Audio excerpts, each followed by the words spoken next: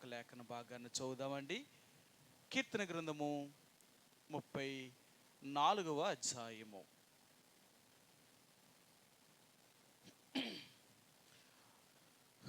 మొదటి నుండి 4 వచనాలు ఉత్తర ప్రత్యుత్తర రీతిగా మార్చి చదువుదామండి. కీర్తన గ్రంథము 34వ అధ్యాయము మొదటి నుంచి 4 వచనాలు మార్చి ఉత్తర ప్రత్యుత్తర రీతిగా చదువుదామండి. నేను ఎల్లప్పుడూ యెహోవాను సన్నుతించెదను, నిత్యము ఆయన కీర్తి నా నోట నుండును.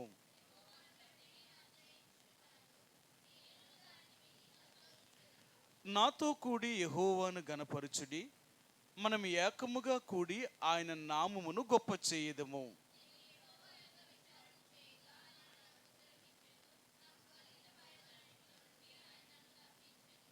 ఈ యొక్క ఉదయకాల సమయంలో ప్రభుని ఆరాధించే ముందుగా చదువుబడిన లేఖన భాగాన్ని దేవుడు దీవించునుగాక. మరి మనము దేవుణ్ణి ఆరాధించి స్తుతించేవారుగా ఉండాలని ప్రభు ఎంతగానో మన నుండి ఆయన కోరేవాడుగా ఉంటున్నాడు. కాబట్టి దేవుని యొక్క ప్రజలుగా ఈ లోకంలో దేవుడు మన నుండి ఏదైనా కోరాడు అంటే అది ఒక్క ఆరాధన మాత్రమేనండి. ఇంకంతకంటే దేవుడు మన నుండి ఏమీ కూడా ఆయన కోరలేదు. ఎందుకంటే ఈ లోకంలో దేవుడికి మనం ఇచ్చేది ఏది కూడా అక్కర్లేదన్నమాట. చాలాసార్లు మనం ఎలాగుంటామంటే ఏదో దేవుడికి వెళ్ళి ఆయనకి ఇచ్చే కానుక ఇస్తే సరిపోద్ది కదా, లేకపోతే ఏదో దేవుడి సన్నిధికి కనపడితే సరిపోద్ది కదా అని ఇలాగ మనం తలుస్తూ ఉంటాం. మనం దేవుని సన్నిధికి వచ్చి కనబడినా, ఏదో దేవుడికి మనం వేసే కానుకలు వేసేసినా ఆయనకి ఏమీ సంతృప్తి లేదండి. ఎందుకంటే నీవు నేను సేవించుచున్న దేవుడు ఆయన సర్వాధికారము కలిగిన వాడు, సర్వ సృష్టికి ఆధార సంభూతుడైన ఆయన అంటాడు, ఆకాశము నాది, భూమి నాది, అందులో సమస్తము నాది, ఈ లోకములో ఉన్నదంతా కూడా నాది, మీరు నాకేమి ఇవ్వగలరు? ఈ లోకంలో సమస్తము దేవుడిదైనప్పుడు ఆయనకి మనమేమి ఇవ్వగలుగుతాం? అయితే ఆయన ఏం కోరుతున్నాడు అంటే, నాకు ఈ లోకంలో మీరు నాకేమీ ఇవ్వవలసిన అవసరం ఏమీ లేదు, కానీ నేను చేసిన మేలుకి మీరు కృతజ్ఞత కలిగి మీరు నన్ను స్తుతించగలిగితే చాలు. ఇంతే. మీ నుండి నేను కోరింది ఏంటి అంటే కృతజ్ఞత. అందుకనే దేవుని యొక్క ప్రజలుగా మనం ఎప్పుడూ కూడా కృతజ్ఞత బుద్ధిని కలిగి ఉండాలి. ఈ కృతజ్ఞత బుద్ధి అనేది మనకు లేకపోతే ఈ లోకములో దేవుడికి మనం ఏమి చేసినప్పటికీ కూడా దేవునికి అక్కర్లేదు. అందుకనే ప్రతిరోజు కూడా మనం దేవుడిని స్తుతిస్తామండి. ప్రతిరోజు దేవుడిని స్తుతించి ఆరాధిస్తూ గణపరుస్తాం. ఎందుకంటే ఆయన దయ, ఆయన కనికరము, ఆయన కృపను బట్టి ఇంకా మనం భూమి మీద బ్రతుకుచున్నాము, జీవించుచున్నాము, చలించుచున్నాము. ఆయన లేకుండా మనం లేము. కాబట్టి ఈ రోజున ఇంకా మనం భూమి మీద సజీవులుగా బ్రతుకుతున్నాం. కాబట్టి దానికి మనం ప్రతిరోజు దేవుడిని స్తుతించవలసిన వారిగా ఉంటున్నామండి, ఆరాధించవలసిన వారిగా ఉంటున్నాం. కాబట్టి దేవుని యొక్క బిడ్డలుగా నా నుండి ఆ దేవుడు కోరింది ఏంటి అంటే కృతజ్ఞత, ఆరాధన. అంతే. నేను చేసిన మేలులకై నాకు నువ్వు కృతజ్ఞత చెప్పంతే చాలు. ప్రభువా, నా జీవితంలో నువ్వు చేసిన మేలు లాంటిది, నా జీవితంలో నువ్వు చేసిన కార్యములు లాంటివి, నేను ఈ లోకములకు నేను తల్లి గర్భం నుంచి బయలుపడినది మొదలుకొని కానీ, లేక నేను నిన్ను నా రక్షకుడిగా అంగీకరించిన నాటి నుండి కానీ ఈనాటి వరకు నన్ను మీరు సజీవమైన రెక్కల కింద భద్రపరిచి నన్ను కాపాడి ఈ రోజున నిన్ను స్తుతించేలాగున, ఆరాధించేలాగున నన్ను సిద్ధపరిచావు. నన్ను ఈ రోజున భూమి మీద సజీవుడిగా ఉంచావు.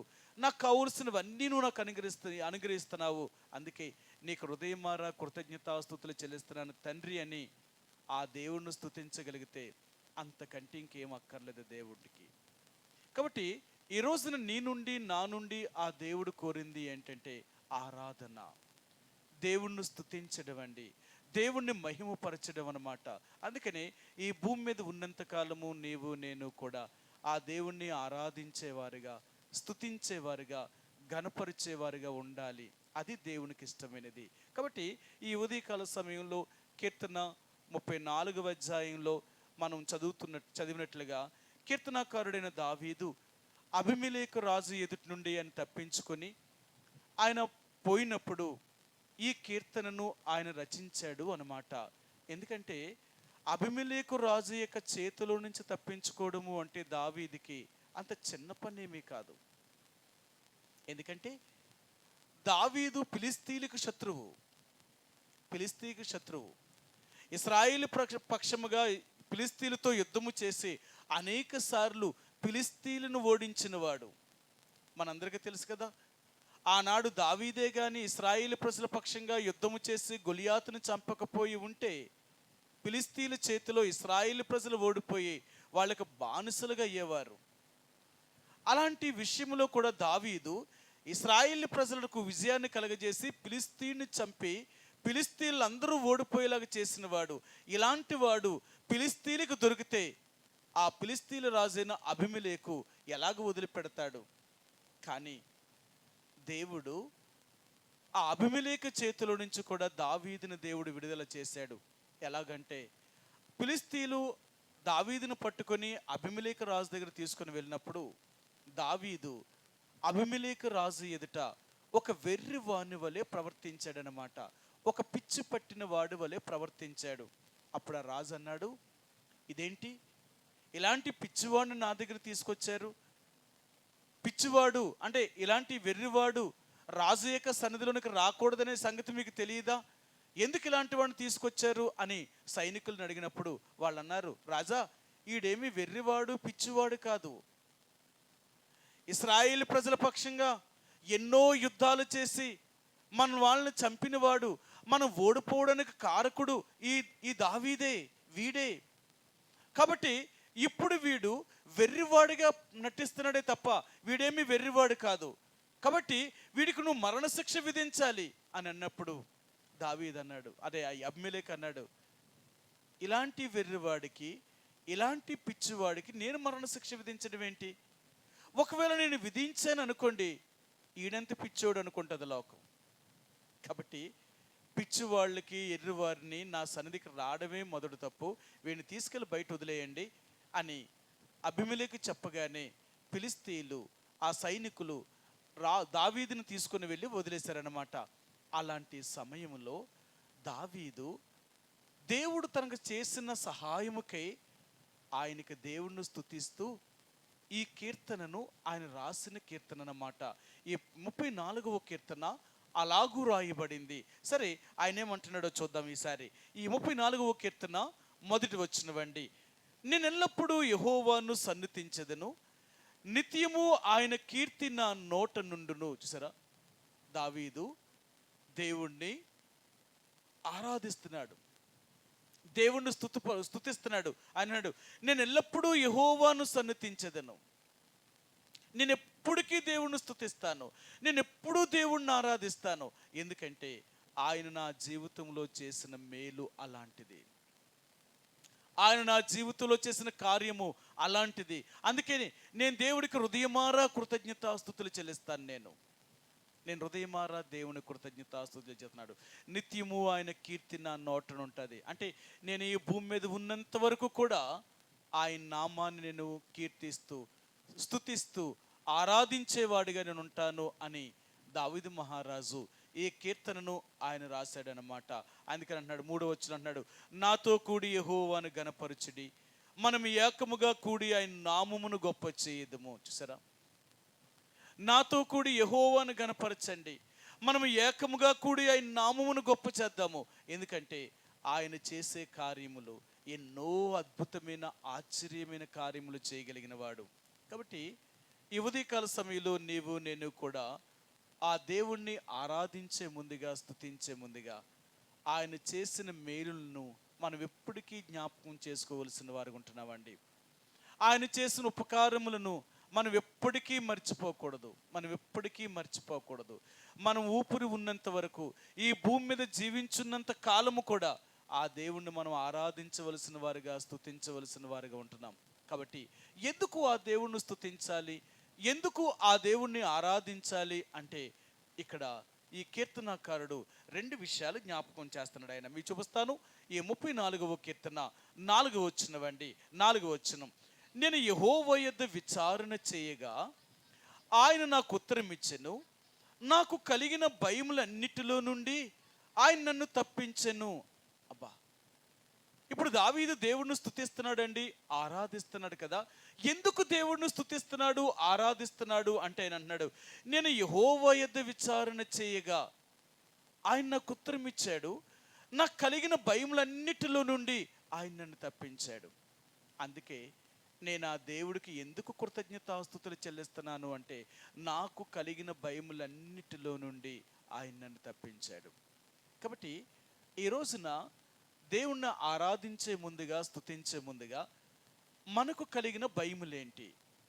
ఆనాడు దావీదుకి అబీమెలెకు రాజు ఎదుగు ఆ ఫిలిష్తీయుల సైనికులు తీసుకుని వెళ్ళినప్పుడు అతన్ని ఎక్కడ చంపేస్తారేమో అని భయపడి తన దేవునికి మొరపెట్టుకొని అతను ఒక పిచ్చివాడి వల్ల నటించినప్పుడు దేవుడు అబీమెలెకు రాజు యొక్క చేతిలో నుంచి అతన్ని విడిపించి అతన్ని కాపాడాడు కదా దేవుడు. అలాగే ఈ రోజున నీ నా జీవితంలో కూడా దేవుడు మనల్ని కూడా ఎన్నో రకాలుగా ఆయన మనల్ని కాపాడుతూ వచ్చాడు ఆయన. కాబట్టి ఈ రోజున నీవు నేను కూడా ఆ దేవుణ్ణి ఆరాధించే ముందుగా, స్తుతించే ముందుగా ఇక్కడ 2 విషయాలు దేవుడు జ్ఞాపకం చేయాలనుకుంటున్నాడు. నాకు కలిగిన భయములన్నిటిలో నుండి ఆయన నన్ను తప్పించాడు, ఆయన నన్ను తప్పించాడు. కాబట్టి ఈ రోజున నీవు నేను కూడా దేవుణ్ణి ఆరాధించే ముందుగా మనకు కలిగిన భయములన్నిటిలో నుండి ఆయన మనల్ని తప్పించాడట.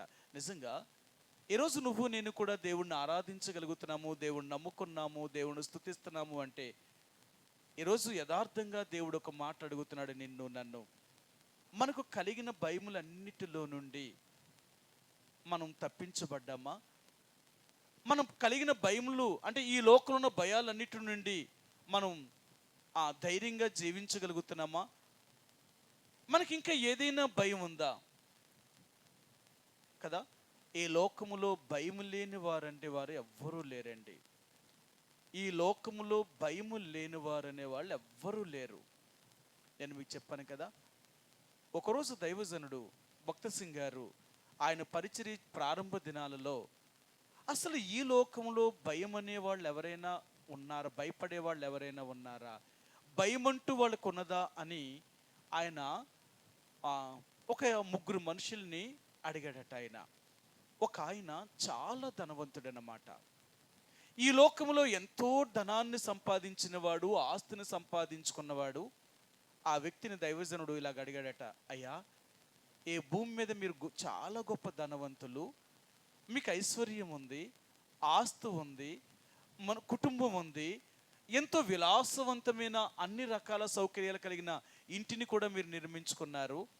ఇన్ని రకాలుగా మీరు ఎంతో ఆస్తి ఐశ్వర్యాలు మరి కలిగిన వారికి ఉంటున్నారు. కాబట్టి మరి మీకేమైనా భయం ఉందా అని అడిగాడట. అప్పుడు ఆయన చెప్పాడట, నాకెందుకు భయం లేదు, ఇంత ఐశ్వర్యం నేను సంపాదించడం వల్ల ఎవరు ఎప్పుడు నన్ను చంపేసి ధనాన్ని తీసుకుంటారేమో అని భయం అంట ఆయనకి.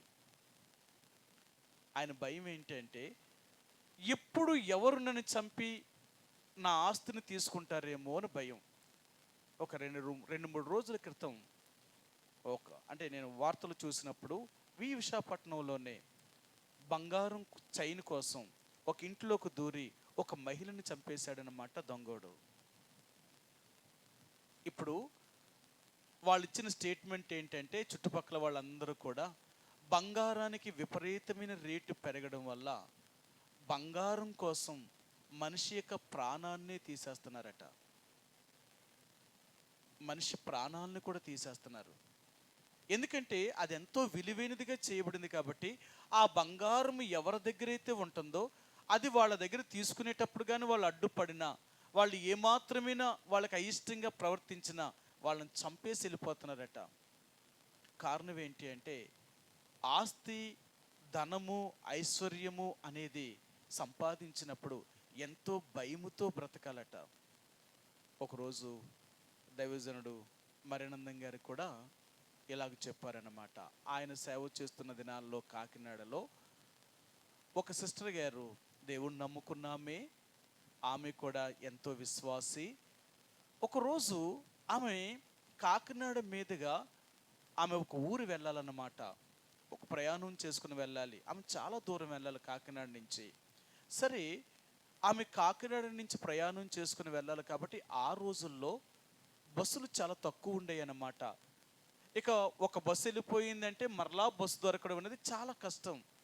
అలాంటి దినాలలో ఆమె సాయంకాలము ఆ బస్సు ఎక్కాలన్నమాట అక్కడి నుంచి ఆ ఊరు వెళ్ళడానికి. కానీ ఆమె బయలుదేరి వచ్చింది, కానీ ఆ వచ్చిన బస్సు కొంచెం లేటుగా రావడం వల్ల ఆ రాత్రి 7:30కి ఎక్కవలసిన బస్సు దాటిపోయింది. ఇంకా 7:30కి బస్సు దాటిందంటే ఇంకా లేదు మరలా బస్సు.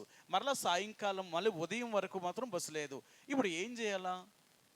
ఈమె ఆ ప్రయాణమై వెళ్తున్నప్పుడు, వాళ్ళ బంధువుల ఇంటికి ఏదో వివాహ కార్యక్రమానికి వెళ్తున్నప్పుడు చాలా ఘనంగా తయారైందనమాట. ఒంటి నిండా బంగారం వేసుకుంది. కానీ చీకటి అయిపోయింది.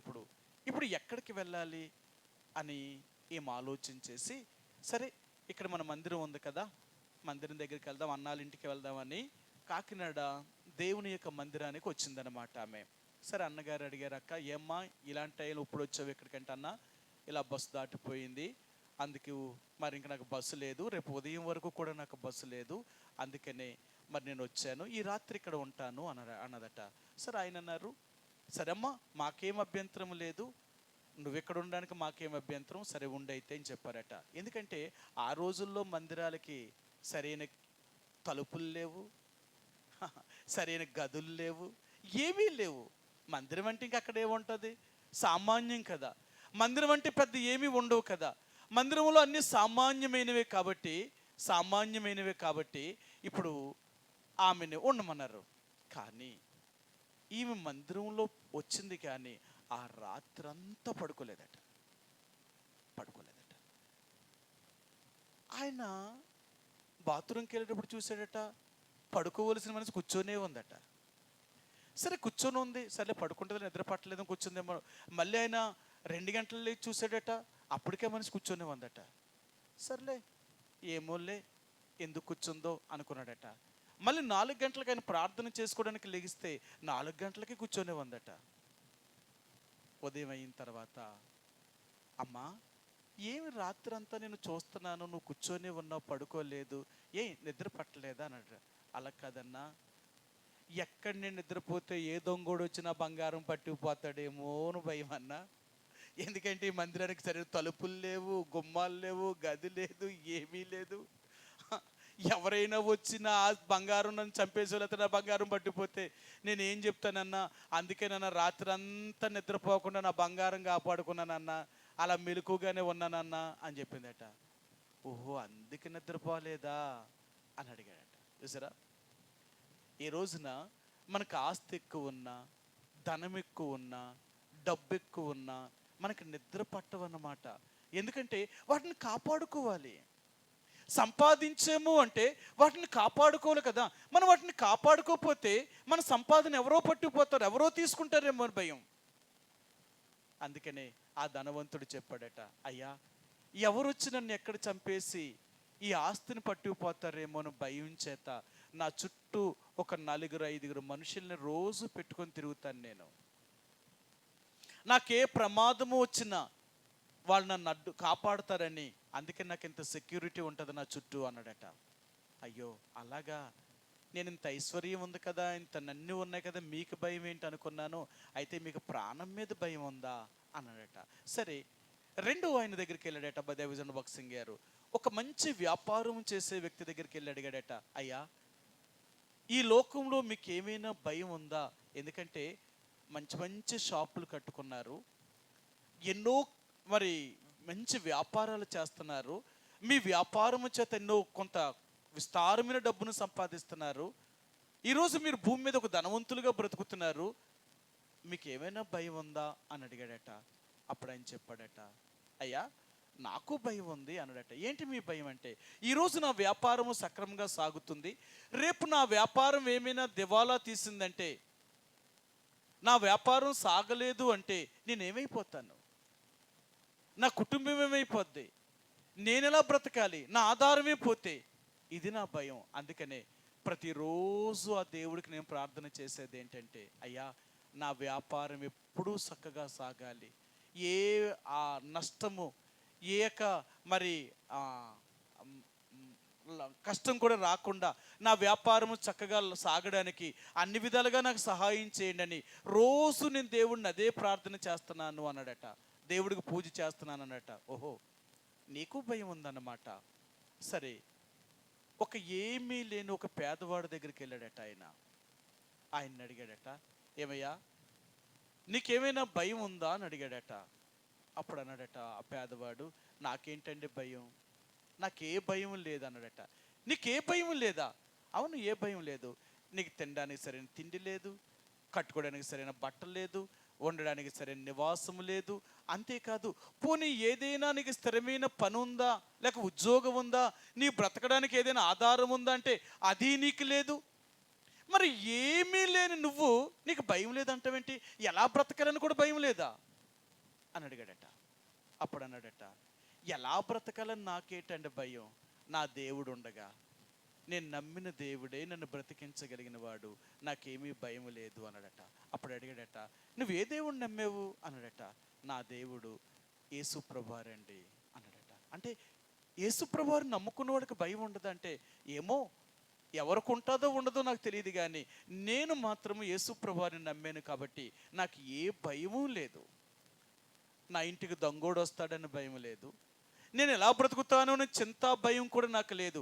ఎందుకంటే నా దేవుడే నా ప్రతిరోజు కావలసిన దాన్ని ఆయన ఇవ్వగలిగిన దేవుడు. ఆయన నన్ను పోషించగలిగిన దేవుడు, నన్ను రక్షించగలిగిన దేవుడు ఆయన ఉండగా నాకేం తక్కువ, నాకేంటి కష్టం? కాబట్టి అందుకే నాకు ఏ భయము లేదండి అన్నాడట. అర్థమైందా? ఈరోజు నువ్వు నేను కూడా యేసు ప్రభువుని అంగీకరించిన మనం దేనికి భయపడేవారం కాదు. నువ్వు యేసు ప్రభువుని నమ్ముకున్న తర్వాత నీ భయాలన్నీ పోయాయి. నువ్వు ఇంకా దేనికైనా భయపడుతున్నావు అంటే నిజంగా నువ్వు దేవుణ్ణి ఇంకా యథార్థంగా అంగీకరించలేదన్నమాట.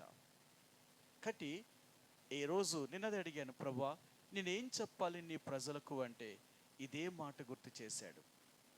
సరే, మరి ఏంటి నేనేం చెప్పాలి, దీని గురించి ఏం చెప్పాలి అంటే ఇదిగో 2 విషయాలు గుర్తు చేశాడు నాకు. ఏంటి భయాలు? ఈ భయాలు ఎందుకు మనిషికి వచ్చాయి? ఈ భయాలు రావడానికి గల కారణం ఏంటి? ఎవరు భయపడతారు, ఎవరు భయపడరు? ఈ 2 విషయాలు తెలియాలి. ఈ 2 విషయాలు తెలియగలిగితే నిజంగా నీవు నేను కూడా దేవుణ్ణి ఆరాధించగలుగుతామండి, ఆరాధించగలుగుతాం. ఈ ఉదయకాల సమయంలో దేవుణ్ణి ఆరాధించే ముందుగా దేవుని యొక్క ప్రజలుగా నీకు నాకు కూడా ఆ దేవాతి దేవుడిని యేసుప్రభువారు తెలియచేసంటే, నాకు కలిగిన భయములన్నిటిలో నుండి ఆయన నన్ను తప్పించాను.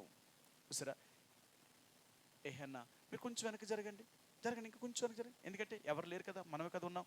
కొంచెం లేరు, నువ్వు కూడా జరుగు, నాకు కనిపించలే, కూర్చో. కాబట్టి దేవుని యొక్క ప్రజలుగా ఈ రోజున దేవుడు జ్ఞాపకం చేసేదంటే, నాకు కలిగిన భయములన్నిటిలో నుండి ఆయన నన్ను తప్పించాడు. నేను ప్రభు దగ్గర కనిపెడితే ఆయన 2 రకాలైన భయాల గురించి దేవుడు జ్ఞాపకం చేశాడు. ఒకటి, ఈ లోకంలో ఉన్న ప్రతి వ్యక్తి కూడా 2 రకాలైన భయాలతో ఉన్నాడనమాట. మొదటి భయం ఏంటంటే, నేను చచ్చిపోతే ఏమైపోతాను, ఎక్కడికి వెళ్తాను అంటే మరణ భయం. మరణ భయం అన్నమాట. అందుకని చావునెవ్వరు కూడా ప్రేమించరండి, చావునెవ్వరు కూడా ప్రేమించరు. చావు అనగానే భయపడిపోతాం, చావు అనగానే భయపడిపోతాం. అంటే మరణము అనేది ఒక భయాన్ని తీసుకొస్తుంది అన్నమాట. మరణం అనే భయం ఎలాగుంటుంది అంటే, మనిషి మరణిస్తే నేను ఎక్కడికి వెళ్తాను, నేనేమైపోతాను, ఇది కదా, ఇది వారి భయం. అందుకనే ఈరోజు దేవుడు అంటున్నాడు, యేసు ప్రభువుని ఎవరైతే కలిగి ఉన్నారో వాళ్ళు మరణానికి భయపడేవారు కాదు, మరణానికి భయపడేవారు కాదు. అన్న జోనాథన్ మార్టిన్ గారు నిన్నటి దినాన్ని ఆయన మహిమలోనికి పిలువబడ్డారన్నమాట. ఆయన మహిమలోనికి పిలువబడ్డారు. నేను గత మ్, ఏప్రిల్ మే నెలలో జూన్లోనో ఎప్పుడో ఆయన కొంచెం బాగోలేదన్నమాట. కొంచెం బాగోలేదు, పోయిన సంవత్సరంలో ఆయనకు బాగోలేదు. అంటే హార్ట్ వీక్ అయ్యిందనమాట. చాలా గుండె కొట్టవలసిన దానికంటే చాలా పంపింగ్ చాలా తక్కువ కొడుతుంది ఆయనకి. అప్పుడు డాక్టర్ గారు చెప్పారు, మీరు గట్టిగా మాట్లాడకూడదు, మీరు ప్రయాణాలు చేయకూడదు, మీరు ఎక్కువ మాట్లాడకూడదు అని చాలా షరతులు పెట్టి ఒక 6 నెలలు మీరు పాస్టర్ గారు అంటున్నారు కదా, మరి మీరు బోధ కూడా చెప్పకూడదు అని చెప్పారు. ఆయనకి చెప్పారన్నమాట. చెప్తే అప్పుడు ఆయన అంటే కొంచెం ఒక నెల రోజులు కూడా ఆయన మంచం మీద, అంటే ఆయన చెప్పకుండా ఉండలేకపోయాడు. సరే నేను చూడ్డానికి వెళ్ళాను. చూడ్డానికి వెళితే ఆయన నవ్వి, ఎరా ఏ ఎందుకు వచ్చావు అని అడిగారు.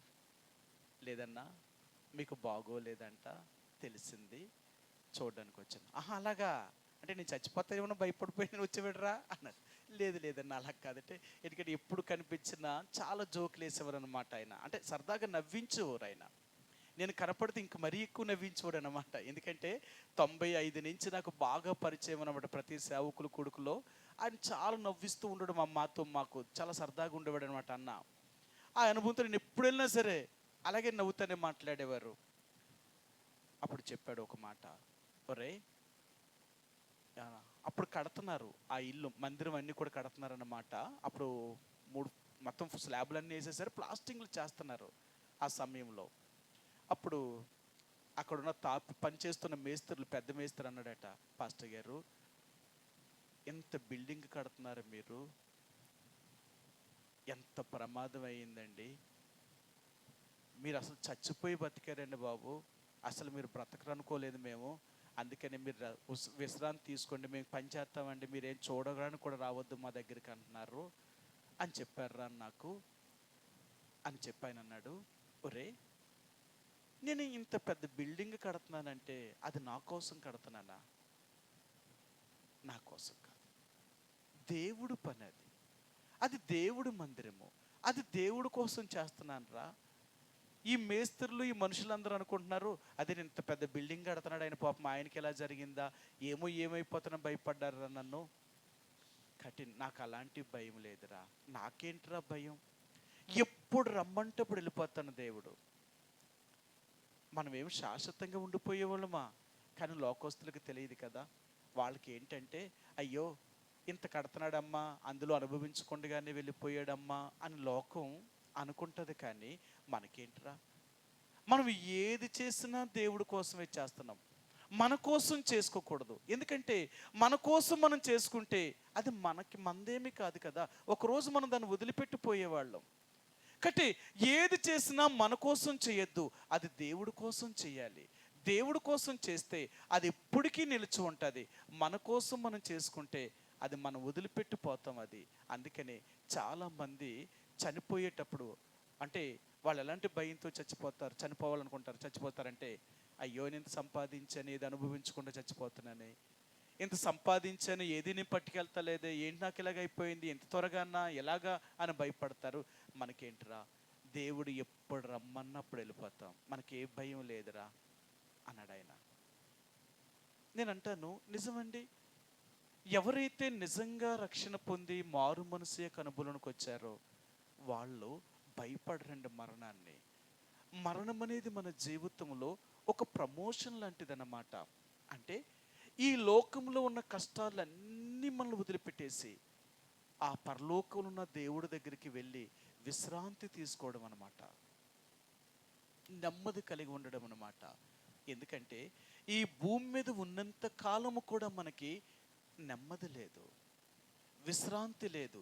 లెగిసిన దగ్గర నుంచి పడుకునేదాకా ఎన్ని రకాలుగా మనం శ్రమ పడుతున్నామో, మనకు సుఖం అనేది ఎప్పుడు అంటే ఈ లోకాన్ని విడిచిపెట్టినప్పుడే.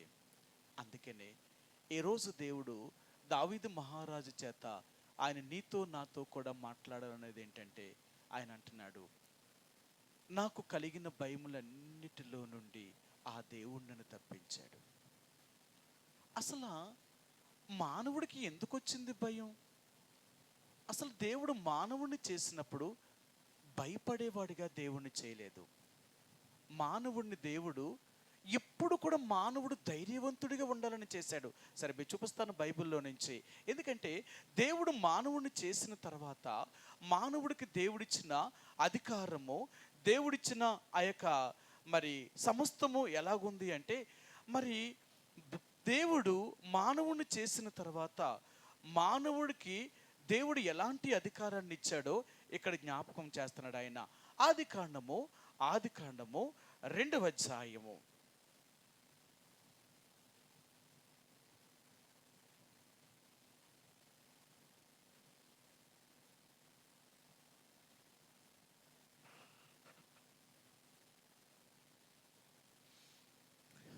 దేవుడు ఆదామును చేసిన తర్వాత, అవ్వను కూడా చేసిన తర్వాత, ఈ భూమి మీద ఉన్న సర్వ సృష్టిని ఆయన చేసిన తర్వాత వాటన్నిటినీ దేవుడు మానవుడి చేతికి అప్పగించి ఆయన అంటాడు, ఒక మాట అంటాడు.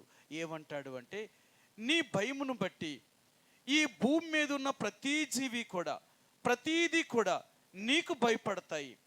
ఎందుకంటే నేను వాటినన్నిటినీ నీ వశము చేశాను కాబట్టి నీ భయమును నీ వెరుకును వాటికి ఉంటుంది. ఎందుకంటే అవి ఎప్పుడు నీకు భయపడతాయి అని చెప్తాడనమాట. దేవుడు ఆదామును చేసిన తర్వాత ఆదాముని దేవుడు ఆయనకి ఈ భూమి మీద ఆయన అధికారాన్ని ఇచ్చినప్పుడు ఆయన అధికారం ఎలాగుంది అంటే, ఈ భూమి మీద ఉన్న సమస్తము కూడా నీకు భయపడతాయి, అవి నిన్ను చూసి వణుకుతాయి అంటాడనమాట. ఆయన అంటాడు, సరే మీరు చూపిస్తాను ఆ మాటను. దేవుడు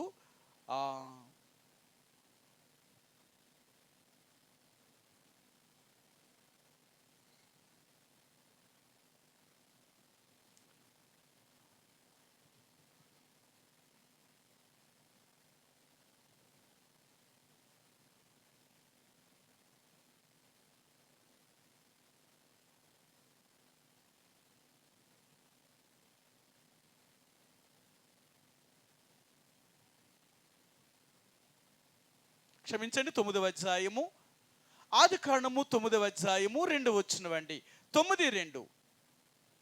మీ భయమును మీ బెదురును అడవి జంతువులన్నిటికిని, ఆకాశ పక్షులన్నిటికిని, నేల మీద ప్రాకు ప్రతి పురుగునకును, సముద్రపు చేపలన్నిటికిని కలుగును, అవి మీ చేతికి అప్పగింపబడి ఉన్నవి. సరే, మానవుడికి భయం లేదు, మనిషికి భయం లేదు. మనిషిని చూసి భయపడాలి, ఏదైనా మనిషిని చూసి భయపడాలి. ఎందుకు అంటే మానవుడు దేవుని కుమారుడు. మానవుడిలో పాపము లేనంత కాలము కూడా మానవుడు దేనికి భయపడలేదండి. మానవుడు పాపము చేసిన తర్వాతే భయం పట్టుకుంది వాడికి. అర్థమైందా? పాపము అనేది మనిషిని పిరికివాడిని చేసేదండి, పిరికివాడిని చేసేది. మీకు చూపిస్తాను. ఆదికాండము 3వ అధ్యాయము, ఆదికాండము 3వ అధ్యాయము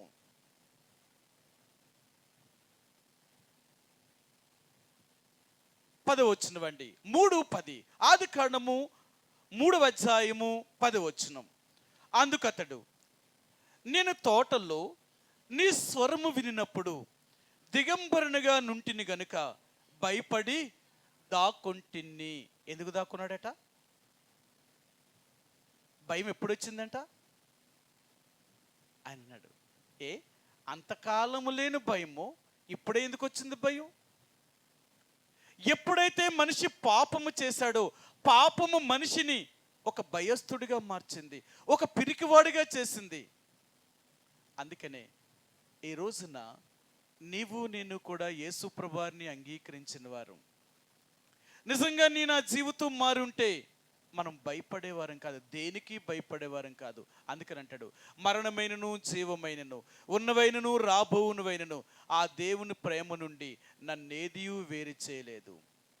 నాకు ఏ భయము కూడా లేదు. ఎందుకు లేదు అంటే నేను నమ్మిన దేవుడు నా భయాలన్నీ పోగొట్టినవాడు. కాబట్టి ఈ రోజున నీకు నాకు కూడా యేసు ప్రభువారు జ్ఞాపకం చేసేది ఏంటంటే, నీకు నాకు కలిగిన భయాల్ని పోగొట్టాడు. ఏంటి ఆ భయము అంటే మరణమనే భయము. మరణమనే భయం అంటే నేను చనిపోతే నేను ఎక్కడికి వెళ్తాను, నేను చనిపోతే ఏమైపోతాను, నేను చనిపోతే భయంకరమైన ఆ నరక శిక్షలను అనుభవించాలా. అందుకనే దేవాతి దేవుడైన యేసు ప్రభువారు ఈ లోకానికి వచ్చింది అందుకు కదండి, మనకు కలిగిన భయాలన్నిటి నుండి ఆయన పోగొట్టాలని, మనకున్న భయాలన్నిటినీ పోగొట్టి మనం స్వతంత్రులుగా ఉండాలని, మనం దేనికి భయపడేవారు కాదు, ధైర్యవంతులుగా జీవించాలని. అందుకన్నాడు ఈ భూమి మీద దేవుని బిడ్డలు సింహం వలె ధైర్యంగా ఉండేవారండి. వాళ్ళు దేనికి భయపడరు, ఎలాంటి పరిస్థితులు వచ్చినా వారికి భయపడరు. అందుకని అంటాడు ఈ లోకములో, గత శుక్రవారం మీకు జ్ఞాపకం చేశాను, భూమి మార్పు నొందినను, నడు సముద్రంలో పర్వతం మునిగినను, ఆ పర్వతమునకు ఆ పొంగునకు పర్వతములు కదిలినను మనం భయపడమంట. దేవుని బిడ్డ అనేవారు వీళ్ళు భయపడేవారు కాదు. లోకమంతా నశించిపోతుంది అన్న మనం మాత్రం ధైర్యంగా ఉంటాం. కారణం ఏంటో తెలుసా? మనకు భయం ఏంటండి?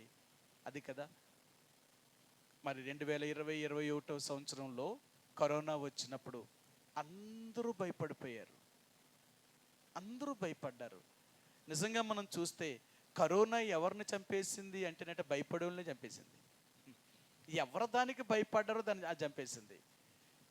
ఎవరైతే ధైర్యంగా ఉండగలిగారో కరోనా వచ్చినా కూడా తిరిగి బ్రతికేశారు. అందుకని చాలా గురించి ఆ రోజుల్లో కరోనాలో మరణాన్ని తిరిగి జయించినప్పుడు చాలా పెద్ద వయసు 98 సంవత్సరాలు ఒక ముసలామె కరోనా నుంచి మళ్ళీ బయటకు వచ్చింది. ఆమె అన్నది, వాళ్ళ గురించి చెప్పారు, ఆమె గురించి, ఈ వయసులో కరోనా నుంచి బయటికి రావడమా? ఆమెను అడిగారు, నువ్వు ఎలాగో అసలు నువ్వు ప్రాణంతో బయటకు వచ్చావుటే. నాకేం భయం అండి, అది నన్నేం చేసేది, ఏదో 14 రోజులు నన్ను ఎక్కడో గదిలో పెట్టారు, మందులు వేసుకున్నాను, మామూలుగానే తిన్నాను, నాకేమీ ఇది చేయలేదే. అది మరి ఎవరిని చంపేసింది అంటే ఎవరైతే భయపడ్డారో వాళ్ళందరినీ తీసుకుపోయింది. అందుకనే కరోనా సమయంలో దేవుని బిడ్డలు మరి ముఖ్యంగా ధైర్యంగా ఉన్నారన్నమాట. ప్రభువా, ఒకవేళ ఇలాగ మమ్మల్ని రమ్మంటే ఇలాగ నీ దగ్గరికి వస్తాం మేము, మాకేంటి భయం. అందుకే కదా కరోనాలో అసలు ఆ 2 సంవత్సరాలు కూడా ఒక్క ఆదివారం కూడా మనం ముయ్యలేదు. అంతేకాదు మనం ఆ బలలో కూడా ప్రతి ఆదివారం పాలు పంపులు పొందుతూనే వచ్చాం. కానీ మనకి ఏ ఒక్కరికి కూడా ఆ వ్యాధి సోకలేదు, దరిదాపుల్లో మనం ఎవరికి కూడా ఏ హాని కూడా కలగలేదు. కారణం ఏంటో తెలుసా? మనకేంటి భయం? ఉంటే దేవుడితో ఉంటాం అంతే. దేవుడి నుండి మనల్ని ఏది దూరం చేయకూడదు. అది మరణమైనా సరే దేవుడి నుంచి నన్ను దూరం చేయకూడదు. నేను దేవుడికి దగ్గరగా ఉండాలంతే. అందుకనే దేవుని నమ్ముకున్న ప్రతి వ్యక్తి కూడా ఈ మరణ భయం నుండి వారు తప్పించబడేవారు. ఎందుకంటే ఈ మరణం అనే భయం ఎప్పటి నుంచి ఉంది అంటే పుట్టిన దగ్గర నుంచి మనం చచ్చేదాకా దీనికి భయపడతాం. మరణం అంటే భయం లేని వారు ఎవ్వరూ లేరు. ఎవరినైనా మీరు అడగండి, ఊహ వచ్చిన దగ్గర నుంచి, ఒక చిన్న బిడ్డ దగ్గర నుంచి వృద్ధాప్యం వచ్చిన ఒక ముసలివారి వరకు కూడా, చచ్చిపోతారని తెలుసున్న వాళ్ళ దగ్గర కూడా, చావుని చెప్పండి, రేపు చచ్చిపోతారు అంటే ఎంత భయపడిపోతారు వాళ్ళు. ఎబ్రీయులకు రాసిన పత్రిక 2వ అధ్యాయము, ఎబ్రీయులకు రాసిన పత్రిక 2వ అధ్యాయములో ఇక్కడ దేవుడు అంటున్నాడు, ఈ మరణముననే భయము నుండి దేవుడు మళ్ళీ విడిపించగలిగిన వాడండి. 14-15 వచనాలు. కాబట్టి ఆ పిల్లలు రక్త మాంసంలో గలవారైనందున ఆ ప్రకారమే మరణం యొక్క బలము గలవారని, అనగా అపవాదిని మరణము ద్వారా నశింపజేయుటకును జీవితకాలమంతయు మరణ భయము చేత దాస్యమునకు లోబడిన వారిని విడిపించుటకును ఆయన కూడా రక్త మాంసములో పాలివాడు ఆయను, అపవాదిని మరణము ద్వారా జయించుటకు. జీవితకాలమంతయు, పుట్టిన మొదలుకొని మనం చనిపోయే అంతవరకు మరణ భయము చేత దాస్యమునకు లోబడిన వారిని విడిపించడానికి ఆ దేవాతి దేవుడు కూడా రక్త మాంసములో పాలివాడుగా భూమి మీదకి వచ్చాడు. ప్రియ సహోదరి సోడా, ఈరోజు నువ్వు నేను కూడా ఆయన ఎరిగిన వారము. అందుకనే మనం ఎప్పుడైతే యేసు ప్రభువాన్ని హృదయమారగా అంటే యథార్థముగా మన పాపములు ఒప్పుకొని ఆయన మన హృదయంలోనికి ఆహ్వానించామో ఆ రోజే మనకు మరణము అనే భయం పోయిందండి, పోయింది. ఒకవేళ మనకు మరణము అని చెప్పారనుకోండి ఎవరైనా, సంతోషం. సంతోషం. మీ అందరికీ తెలుసు కదా, ఎన్నోసార్లు చెప్పాను, యేసు ప్రభువారి యొక్క 12 మంది శిష్యుల్లో 11 మంది క్రూరముగా మరణించారు. వాళ్ళేమీ సులువుగా మరణించలేదు. అందులో రెండవదిగా అపోస్తలుడైన పౌలు కూడా, అనేక మంది దేవుని కొరకు సేవ చేసిన వారిలో అపోస్తలుడైన పౌలు కూడా హతసాక్షిగా చేయబడ్డాడు. ఆయన తలను శిరచ్ఛేదనము చేసేసారనమాట. యెరూషలేములో అతని తలను నరికారనమాట. ప్రాణం ఉండగానే నరికేశారు అతన్ని. అలాంటి పరిస్థితుల్లో పౌలు కూడా అన్నాడు, మీరు ఏడ్చి నా గుండె నేల బద్దలు చేయుచున్నారు. నేను చచ్చిపోతానని ఏడుస్తున్నారా మీరు? నాకు చావు దగ్గర పడిందని మీరు ఏడుస్తున్నారా? లేదు లేదు, నేను చనిపోతానని మీరు ఏడుస్తున్నారేమో కానీ చావు అనేది నాకెంతో సంతోషాన్ని కలిగిస్తుంది అంటున్నాడు ఆయన. సరే, మీకు ఆ మాట చూపిస్తాను. అపోస్తుల కార్యములు ఇక్కడ అంటాడు, మీరు ఏడ్చి మీరు ఏల నా గుండెను బద్దలు చేయుచున్నారు. నేను యేసు నిమిత్తము బంధించబడ్డానికే కాదు, నేను చనిపోవడానికి కూడా సిద్ధంగా ఉన్నాను అంటాడు ఆయన. 21వ అధ్యాయము, అపోస్తుల కార్యములు 21వ అధ్యాయము 13వ వచనం అండి. 13వ వచనం, పౌలు, ఇదెందుకు మీరు ఏడ్చి నా గుండె బద్దలు చేసేదరేలా? నేనైతే ప్రభువైన యేసు నామము నిమిత్తము యెరూషలేములో బంధించబడుటకు మాత్రమే గాక చనిపోవుటకును సిద్ధముగా ఉన్నానని చెప్పాను. అబ్బా, నేనేదో బంధించబడతాను, చెరసాల్లో వేయబడతానని మీరు ఏడుస్తున్నారు. నేను బంధించబడి చెరసాల్లో వేయబడ్డాను కాదు యెరూషలేముకి వెళ్ళేది, ఆయన కొరకు చచ్చిపోవడానికి వెళ్తున్నాను నేను. మీరెందుకు ఏడ్చి నా గుండె బద్దలు చేస్తున్నారు? నేను యేసు ప్రభువుని అంగీకరించినప్పుడే నాకు తెలుసు ఏమని, ఆయన కొరకు నేను చనిపోతాను అని. నాకు అప్పుడే తెలుసు.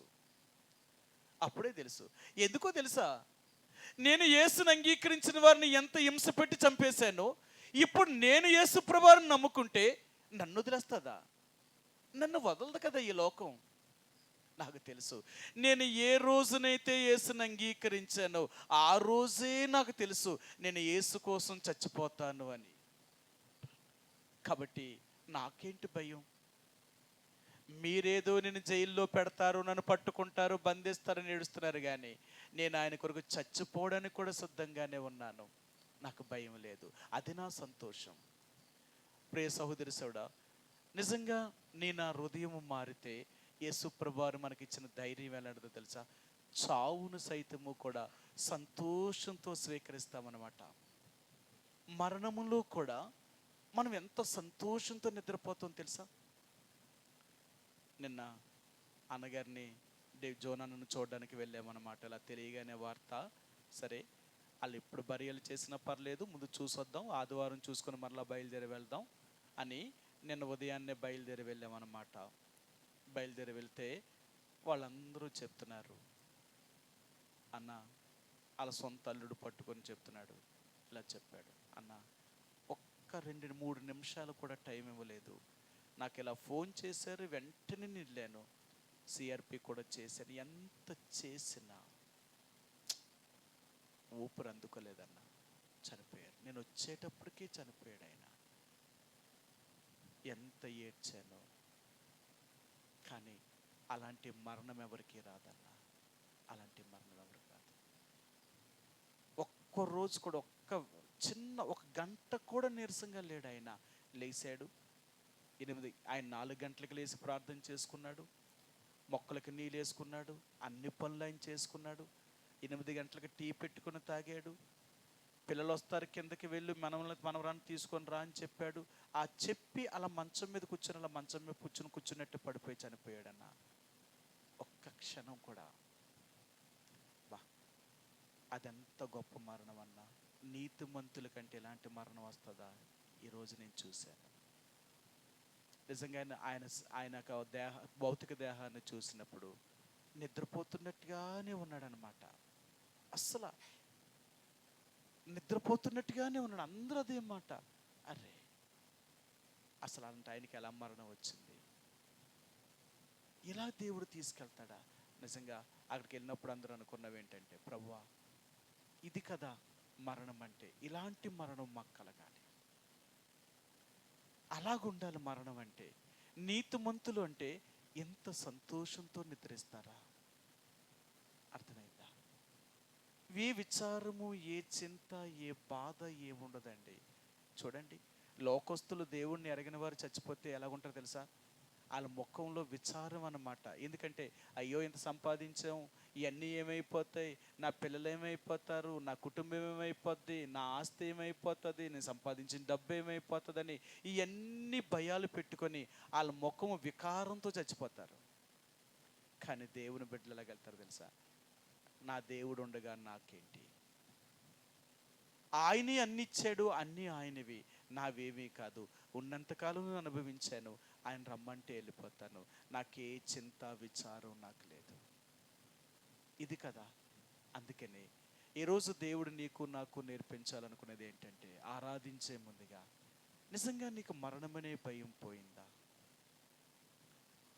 నీ మరణమనే భయము పోలేదు అంటే నీ హృదయం మారలేదు. ఈ మరణమనే భయం ఏం చేస్తుంది అంటే మనిషిని నరకములోనికి తీసుకుని వెళుతుంది. అందుకనే భయపడేవాడు ఆయన్ని ఎరగినవాడు. నీలో భయం ఉంది అంటే నిజంగా నువ్వు దేవుడిని ఇంకా అర్థం చేసుకోలేదన్నమాట. మీకు ఎన్నోసార్లు చూపించాను ఆ మాటను, సరే మరలా చూపిస్తాను నేను. మొదటి యోహాను రాసిన పత్రిక 4వ అధ్యాయము, యోహాను రాసిన మొదటి పత్రిక 4వ అధ్యాయము 18 వచనమండి. 4:18. మొదటి యోహాను రాసిన పత్రిక, యోహాను రాసిన మొదటి పత్రిక 4వ అధ్యాయము 18 వచనమండి. ప్రేమలో భయం ఉండదు, అంతేకాదు పరిపూర్ణ ప్రేమ భయమును వెళ్ళగొట్టును. భయము దండనతో కూడినది, భయపడువాడు ప్రేమయందు పరిపూర్ణము చేయబడినవాడు కాడు. చూసారా? ఒకవేళ నువ్వు నేను కూడా ఇంకా భయమే అనేది పడుతూ ఉంటే దేవుని యొక్క ప్రేమలో పరిపూర్ణులు చేయబడిన వారం కాము. అందుకని దేవుని బిడ్డలు అనేవారు భయపడేవారు కాదు. మరణమును సైతము కూడా వారు సంతోషంతో స్వీకరించేవారు. సాతాను ఎప్పుడూ భయపెట్టేది ఏంటో తెలుసా? మరణాన్ని చూపించే. అందుకే చాలాసార్లు మనం మరణం అనగానే లొంగిపోతాం అన్నమాట. చూడండి, మనం యేసు ప్రభువుని అంగీకరించిన తర్వాత మన కుటుంబస్తులు, మన రక్త సంబంధులు, మన బంధువులందరూ కూడా మనల్ని బెదిరించేది ఏంటో తెలుసా? మీరు చచ్చిపోతే రేపు ఎవరు వస్తారు మీకు కూడా? రేపు చచ్చిపోతే మిమ్మల్ని ఎవరు తీసుకెళ్తారు? చచ్చిపోతే మిమ్మల్ని ఎవరు మోసుకెళ్తారు? మీకు ఎవరు చేస్తారు? ఏంటి? చచ్చిపోతే వీళ్ళంట మన కూడా రారంట, వీళ్ళంట మనల్ని మోసుకొని వెళ్ళరట, వీళ్ళంట మనల్ని తీసుకెళ్ళి కప్పెట్టరట. ఇదా వీళ్ళు భయపెట్టేది? అప్పుడు నువ్వేం చెప్పాలి తెలుసా? అలాగా, చచ్చిపోతే నేనేం చూస్తాను, మీరు వచ్చారో రాలేదో నాకేం తెలుసు? నేను చచ్చిపోయిన తర్వాత మీరు వచ్చారా, ఎవరు వచ్చారా, ఎవరు మోసుకెళ్ళారంటే, ఒకవేళ ఎవరో తీసుకెళ్ళకపోతే ఆ మున్సిపాలిటీ వాళ్ళని వచ్చి తీసుకెళ్ళి కప్పెడతారు కదా. పోలే, మీరు ఎవ్వరు రాకపోయినా పర్లేదు, వాళ్ళైనా వచ్చి తీసుకెళ్ళి కప్పెడతారు. అనాథులను ఎంతమందినో కప్పెడుతున్నారు కదా, అలా నన్ను ఒక అనాథులను అనుకుని కప్పెట్టని పోని, నాకేంటి భయం? ఆహా, వీళ్ళకి నిజంగా భయం లేదట్రా. ఇది కదా లోకం. నిన్ను నా నుండి తెలుసుకోవాల్సింది ఏంటంటే, దేవుని బిడ్డల్ని ఈ లోకములో ఏది భయపెట్టలేదండి, ఏది భయపెట్టలేదు. అందుకనే ఈరోజు దేవుడు అంటున్నాడు, నేను మొట్టమొదటిగా నీ మరణము నుండి నేను విడిపించాను. నేను ఏ పాపమైతే మానవుడు చేశాడో ఆ పాపానికి వచ్చే ఫలితమనే ఆ మరణము నుండి నేను విడిపించాను. అది భయంకరమైన మరణము, శరీర సంబంధమైన ఈ మరణము లాంటి మరణం కాదు ఆ మరణము. అర్థమైందా? చాలాసార్లు అనుకుంటాం శరీర సంబంధమైన ఈ మరణానికే మనం భయపడిపోతే, ఒకవేళ దేవుణ్ణి అంగీకరించకపోతే ఆత్మ సంబంధమైన మరణము అది ఇంకెంత భయంకరమైనది. ఆయన అంటున్నాడు, వారిని దేవుడు ఆ మరణములో నుండి దేవుడు విడిపించాడట. యోహాను సువార్త 5వ అధ్యాయము, యోహాను సువార్త 5వ అధ్యాయము, యోహాను సువార్త 5వ అధ్యాయము 24వ వచనంలో ఆ దేవాతి దేవుడిని యేసు ప్రభువారు ఇలాగ ఆయన చెప్తున్నాడు. ఆయన భూమి మీద ఉన్నప్పుడు ఆయన స్వయంగా చెప్పిన మాట. ఆయన 5వ అధ్యాయము 24వ వచనమండి. నా మాట విని నన్ను పంపిన వాని యందు విశ్వాసం ఉంచువాడు నిత్య జీవము గలవాడు, వాడు తీర్పులోనికి రాక మరణములో నుండి జీవములోనికి దాటి ఉన్నాడని మీతో నిశ్చయముగా చెప్పుచున్నాను. ఆలోచించవా? మనం మరణములో నుండి జీవములోనికి దాటిన వారము, నరకములో నుండి స్వర్గానికి దాటిన వారము. ప్రియ సహోదరుడా, యేసు ప్రభువారు నీకు నాకు చేసిందంటే ఆ భయంకరమైన నరకము నుండి, యుగయుగాలు కాలవలసిన ఆ నరకములో నుండి దేవుడు నిన్ను నన్ను కూడా తప్పించాడు ఆయన. అందుకనే భయము అనేది మానవుడికి పాపము చేసిన దాని దగ్గర నుంచి ప్రారంభమైందండి. లేకపోతే అప్పుడు కూడా మానవుడు ధైర్యవంతుడే. మానవుని చూసినప్పుడు ఈ భూమి మీద ఉన్న ప్రతీదీ భయపడేది. కానీ మానవుడు పాపము చేసిన తర్వాత మానవుడిలో భయం పట్టుకుంది. మానవుల్లో భయం పట్టుకుంది. ఎలాంటి భయం ఉందో తెలుసా? మీకు చూపిస్తాను. ఆనాడు ఇశ్రాయేలు ప్రజలతో దేవుడు మాట్లాడుతున్నప్పుడు మీకు భయం ఎందుకు వచ్చింది, మీకు భయం ఎలాగొచ్చింది, ఏ కారణము చేత వచ్చింది అనేది ఈయన ఎన్నో విషయాలు జ్ఞాపకం చేశాడు. ఆయన ద్వితీయోపదేశకాండము 28వ అధ్యాయము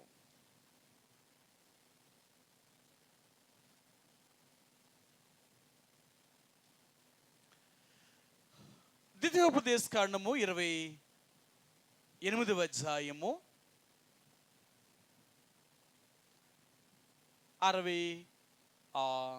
66-67 వచనాలండి. 66-67 వచనాలు. నీకెల్లప్పుడూ ప్రాణభయము కలిగి ఉండును, నీవు రేయింబగళ్ళు భయపడదువు, నీ ప్రాణము నీకు దక్కునను నమ్మకం నీకేమీయూ ఉండదు. నీ హృదయములో పుట్టు భయము చేతను, నీ కన్నులు చూచుట చేతను ఉదయమున అయ్యో ఎప్పుడు సాయంకాలమగునా అనియు, సాయంకాలమున అయ్యో ఎప్పుడు ఉదయమగునా అనియు అనుకొందువు. మరియు నీవు మరి ఎప్పుడునూ దీనిని చూడకూడదని నేను నీతో చెప్పిన మార్గమున యెహోవా ఐగుప్తునకు వాడల మీద నిన్ను మరలా రప్పించును.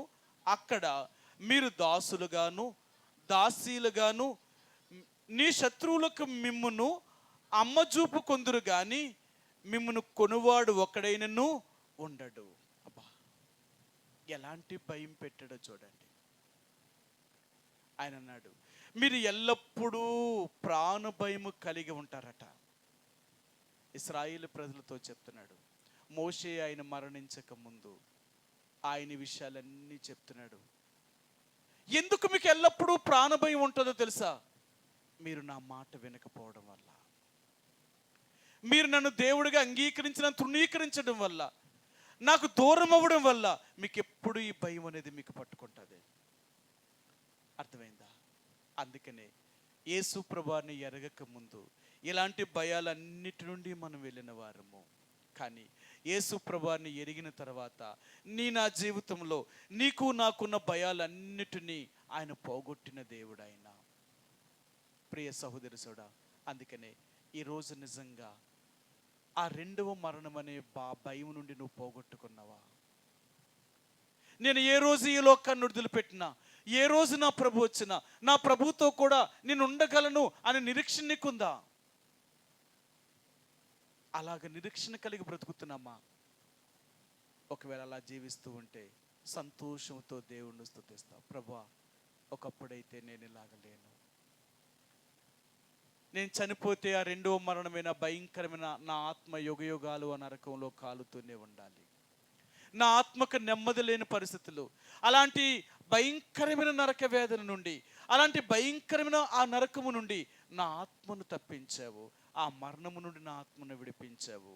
అందుకే నేను నీకు నిజంగా కృతజ్ఞతాస్తుతులు చెల్లిస్తున్నాను. నా మరణం ఏంటో తెలుసా? ఆ రెండవ మరణమైన భయంకరమైన నరకం నుండి నన్ను తప్పించావు. ప్రియ సహోదరి సోడా, ఈరోజు దేవుడు నిన్ను నన్ను అడుగుతున్న మాట ఏంటంటే, నిజంగా నువ్వు రక్షించబడి ఉంటే, నీ పాపములు క్షమాపణ కలిగి ఉంటే, యథార్థముగా నువ్వు దేవుణ్ణి సేవిస్తూ ఉంటే, నీకు ఆ నరకం అనే బాధ లేదు. నీ ఆత్మ ఆ నరకములోకి వెళ్ళేది కాదు. నా ఆత్మ ఆ దేవుడితో యుగయుగాలు ఆ పరలోక రాజ్యంలో సంతోషంతో ఉండేది. అందుకే ఈరోజు నేను స్తుతించవలసింది ఏంటో తెలుసా? ప్రభువా, ఆ భయంకరమైన మరణం అనే ఆ రెండవ మరణము నుండి, ఆ భయంకరమైన ఆ నరకము నుండి, ఆ భయంకరమైన ఆ వేదనకరమైన ఆ నరకము నుండి, పాతాళములో నుండి నా ప్రాణాన్ని విడిపించవు తండ్రి, నా ప్రాణాన్ని రక్షించవు. అందుకనే దావీదు మహారాజు అంటాడు, ప్రభువా నా ప్రాణమును నాశనమగు గోతులో నుండి నన్ను తప్పించావు అంటాడు. హిజ్కియా కూడా దేవుణ్ణి ఆరాధించినప్పుడు ఆయన అంటాడు, ప్రభువా నా ప్రాణమును పాతాళ అగాధములో నుండి నా ప్రాణాన్ని లేవదీశావు. ఈరోజు నేను ఎక్కడి నుంచి పైకి వచ్చానో తెలుసా? ఏ పాపము చేత మానవుడు ఆ నరకానికి బానిసో, ఆ నరకములో నుండి మానవుని బయటికి తీసుకురావడానికి నువ్వు ఈ లోకానికి వచ్చి నరక బాధలన్నిటినీ, ఆ శ్రమలన్నిటినీ నా కొరకు నువ్వు భరించి ఆ రెండవ నరకము నుండి, లేక ఆ పాతాళములో నుండి, ఆ వేదనకరమైన నా ఆత్మ అనుభవించవలసిన ఆ భయంకర ఉగ్ర అగ్నిలో నుండి నా ప్రాణాన్ని, లేక నా ఆత్మను విమోచించావు. అందుకే నేను నిన్ను స్తుతించగలుగుతున్నాను తండ్రి. ఈరోజు నేను ఆరాధించడం ఏంటో తెలుసా? ఆ రెండవ మరణము నుండి, ఆ భయంకరమైన నరక శిక్ష నుండి నా ఆత్మను తప్పించావు. ప్రభువా ఎంత గొప్ప సహాయం చేసావు. ఇక నాకెందుకు భయం చెప్పు? నేను ఎందుకు భయపడాలి? నేను చచ్చిపోతే నేను నీ దగ్గరికి వస్తాను, నేను నీతో ఉంటాను. ఇది కదా నా నిరీక్షణ. అందుకే నేను ఎప్పుడూ సంతోషంతో ఉండే వ్యక్తిని. నాకు భయం లేదు, నాకు భయం లేదు. ఎందుకో తెలుసా? యేసు ప్రభువుని ఎరిగిన ప్రతి వ్యక్తి కూడా సంతోషముతో జీవించేవాడండి. ఈ లోకములో నిన్నేది భయపెట్టలేదు, ఏది భయపెట్టలేదు. అందుకనే మొట్టమొదటిగా ఆ దేవాతి దేవుడిని యేసు ప్రభువారు నిన్ను నన్ను కూడా ఆ మరణమనే భయము నుండి, ఆ రెండవ ఆ నరకము నుండి, అగ్నిగుండములో నుండి నీ నా ఆత్మను తప్పించి, నీ నా ఆత్మను రక్షించి జీవములోనికి ప్రవేశపెట్టాడు ఆయన. అందుకనే ఈరోజు నేను కూడా దేవుడిని ఎందుకు స్తుతించాలి అంటే, ప్రభువా నిజంగా ఆ రెండవ మరణం అనే భయము నుండి నా ఆత్మను తప్పించావు, నా ఆత్మను తప్పించావు. ఈరోజు నేను స్తుతించగలుగుతున్నాను అంటే, ఈరోజు నిన్ను ఆరాధించగలుగుతున్నానంటే ఎంత పెద్ద అపాయము నుండి నా ఆత్మను తప్పించావు. ఎవరు తప్పించగలరు ఈ భూమి మీద? ఎవరు విడిపించగలరు? ఈ లోకంలో ఎవ్వరు కూడా ఆత్మను కాపాడగలిగిన వారు లేరే. నువ్వు మాత్రమే ఆత్మను రక్షించగలిగిన దేవుడివి. అందుకనే నా కొరకు 2025 సంవత్సరాల క్రితం ఈ భూమి మీదకి వచ్చి నాకు రావాల్సిన శిక్షను నువ్వు అనుభవించి, ఆ పాపమనే భయము నుండి, ఆ పాపమనే జీవితం నుంచి నన్ను విడిపించి, నా పాప శాపములన్నీ నువ్వు అనుభవించి, నీ రక్తంతో నన్ను కడిగి, నన్ను శుద్ధీకరించి, ప్రభువా నీతో కూడా నీ రాజ్యములో ఉండే ఆధిక్యత నాకు కలిగించావు, నా జీవితాన్ని మార్చావు. అందుకనే ఈ మరణమనే భయము నుండి, ఈ పాతాళమనే భయము నుండి, ఆ నరకమనే భయము నుండి నన్ను విమోచించినందుకు నీకు హృదయమారా కృతజ్ఞతాస్తుతులు చెల్లిస్తున్నాను తండ్రి. రెండవదిగా ఆయన అంటున్నాడు, ఈ లోకంలో నీకు ఎదురవుతున్న పరిస్థితులు, అందుకని ఈ లోకంలో దేవుణ్ణి ఎరిగిన వారు రెండో భయం ఏంటంటే, ఈ లోకంలో ఎలాగూ బ్రతకాలి. ఇది కదా ప్రతిరోజు మనకుండే భయం ఏంటి అంటే, ఎలాగ నేను జీవించాలి, ఎలాగ నేను బ్రతకాలి, నా ఆధారం ఏంటి? ప్రతిరోజు ఇవి మనల్ని భయపెడుతూనే ఉన్నాయి, ఇవి ప్రతిరోజు భయపడుతున్నాయి. అందుకే దేవుణ్ణి నమ్ముకున్న బిడ్డలమైనా ప్రతిరోజు మనకి భయాలు కలుగుతూనే ఉన్నాయండి. ఎలా బ్రతకాలి, ఎలా జీవించాలి, ఎలాగ నేను నా కుటుంబం కోసం నేను ఉండాలి. ఇది కదా రేపేమైపోతాం, రేపేం జరుగుతుంది. ఈరోజు దేవుడు అంటున్నాడు, నీ ఆత్మను మరణము నుండి తప్పించిన దేవుణ్ణి, నీ శరీరాన్ని కూడా ఈ లోకములో నుంచి తప్పించగలిగిన దేవుణ్ణి. అది నేను నమ్ముకున్న దేవుడు ఎంత గొప్పవాడు అంటే, ఆయన అపనమ్మకస్తుడైన దేవుడు కాదు. నేను నమ్మిన దేవుడు ఆయన ఎప్పుడు మోసము చేసే దేవుడు కాదు, ఆయన ఎప్పుడు పాడు చేసే దేవుడు కాదు ఆయన. అందుకని బైబిల్ గ్రంథంలో ఆయన గురించి కొన్ని మాటలు ఇలాగూ రాయబడ్డాయి. మీరు చూపిస్తాను. కొరింథీయులకు రాసిన మొదటి పత్రిక మొదటి అధ్యాయము, అపోస్తలుడైన పౌలు కొరింథీయులకు రాసిన మొదటి పత్రిక మొదటి అధ్యాయము, కొరింథీయులకు రాసిన మొదటి పత్రిక మొదటి అధ్యాయము 9వ వచనం. మొదటి అధ్యాయము 9వ వచనం. కొరింథీయులకు రాసిన మొదటి పత్రిక మొదటి అధ్యాయము 9వ వచనం. మన ప్రభు అయిన యేసుక్రీస్తు అని తన కుమారుని సహవాసమునకు మిమ్మల్ని పిలిచిన దేవుడు నమ్మదగినవాడు. తన కుమారుని యొక్క సహవాసానికి పిలిచిన దేవుడు నమ్మదగినవాడు. నువ్వు నమ్ముతావా? ఈయన ఎంత నమ్మదగినవాడో తెలుసా? ఎప్పుడైతే నువ్వు నేను ఆయన దగ్గరికి వచ్చామో, ఆయన ఎప్పుడు నిన్ను విడిచిపెట్టే దేవుడు కాదు, ఆయన ఎప్పుడు నిన్ను కష్టపెట్టే దేవుడు కాదు, ఎప్పుడు నిన్ను విడనాడే దేవుడు కాదు ఆయన. అందుకే దేవుడు అంటున్నాడు, నేను నమ్మదగిన వాడిని నమ్ము. నేను నమ్మదగిన వాడిని. ఎందుకు నేను నమ్మదగిన వాడినో తెలుసా? ఏ రోజునైతే నా దగ్గరికి వచ్చావో ఆ రోజు నుంచి నిన్ను మరలా ఈ లోకంలో నువ్వు ఉన్నంత కాలము కూడా నేను ఎప్పటికీ నిన్ను విడిచిపెట్టను. నన్ను నమ్ముతావా? ఎబ్రీయులకు రాసిన పత్రిక 13వ అధ్యాయం మనందరికీ తెలిసిన మాట, ఎన్నోసార్లు చదువుతాం. ఎబ్రీయులకు రాసిన పత్రిక 13వ అధ్యాయము 5వ వచనం. 13:5. ఎబ్రీయులకు రాసిన పత్రిక 13వ అధ్యాయము 5వ వచనం. ధనాపేక్ష లేని వారై మీకు కలిగిన వాడితో తృప్తి పొంది ఉండుడి. నిన్ను ఏమాత్రమును విడువను, నిన్ను ఎన్నడూ ఎడబాయను అని ఆయనే చెప్పాను కదా. ఆయన అంటున్నాడు, నిన్నెప్పటికీ విడవను, నేను నిన్నెప్పటికీ ఎడబాయను. నన్ను నమ్ముతావా? ఇది కదా దేవుడు అంటున్నాడు. ఒక్క నరకమని భయము నుండి విడిపించడమే కాదు, ఈ లోకములో నీకు ఎదురయ్యే ప్రతి భయము నుండి కూడా నిన్ను విడిపిస్తాను నేను. నీకు ఈ లోకంలో నీకు ఎన్ని రకాలైతే భయం ఉన్నాయో అన్నిటి నుండి, ఏం తినాలని కానీ, ఏమి ధరించాలని కానీ, ఎలాగ బ్రతకాలని కానీ, దేని గురించి నువ్వు భయపడవలసిన అవసరం లేదు. ఎందుకో తెలుసా? నువ్వు నమ్మిన దేవుడు అన్నీ ఇవ్వగలిగిన దేవుడు. ఆయన ఎలాగిస్తాడంటావా?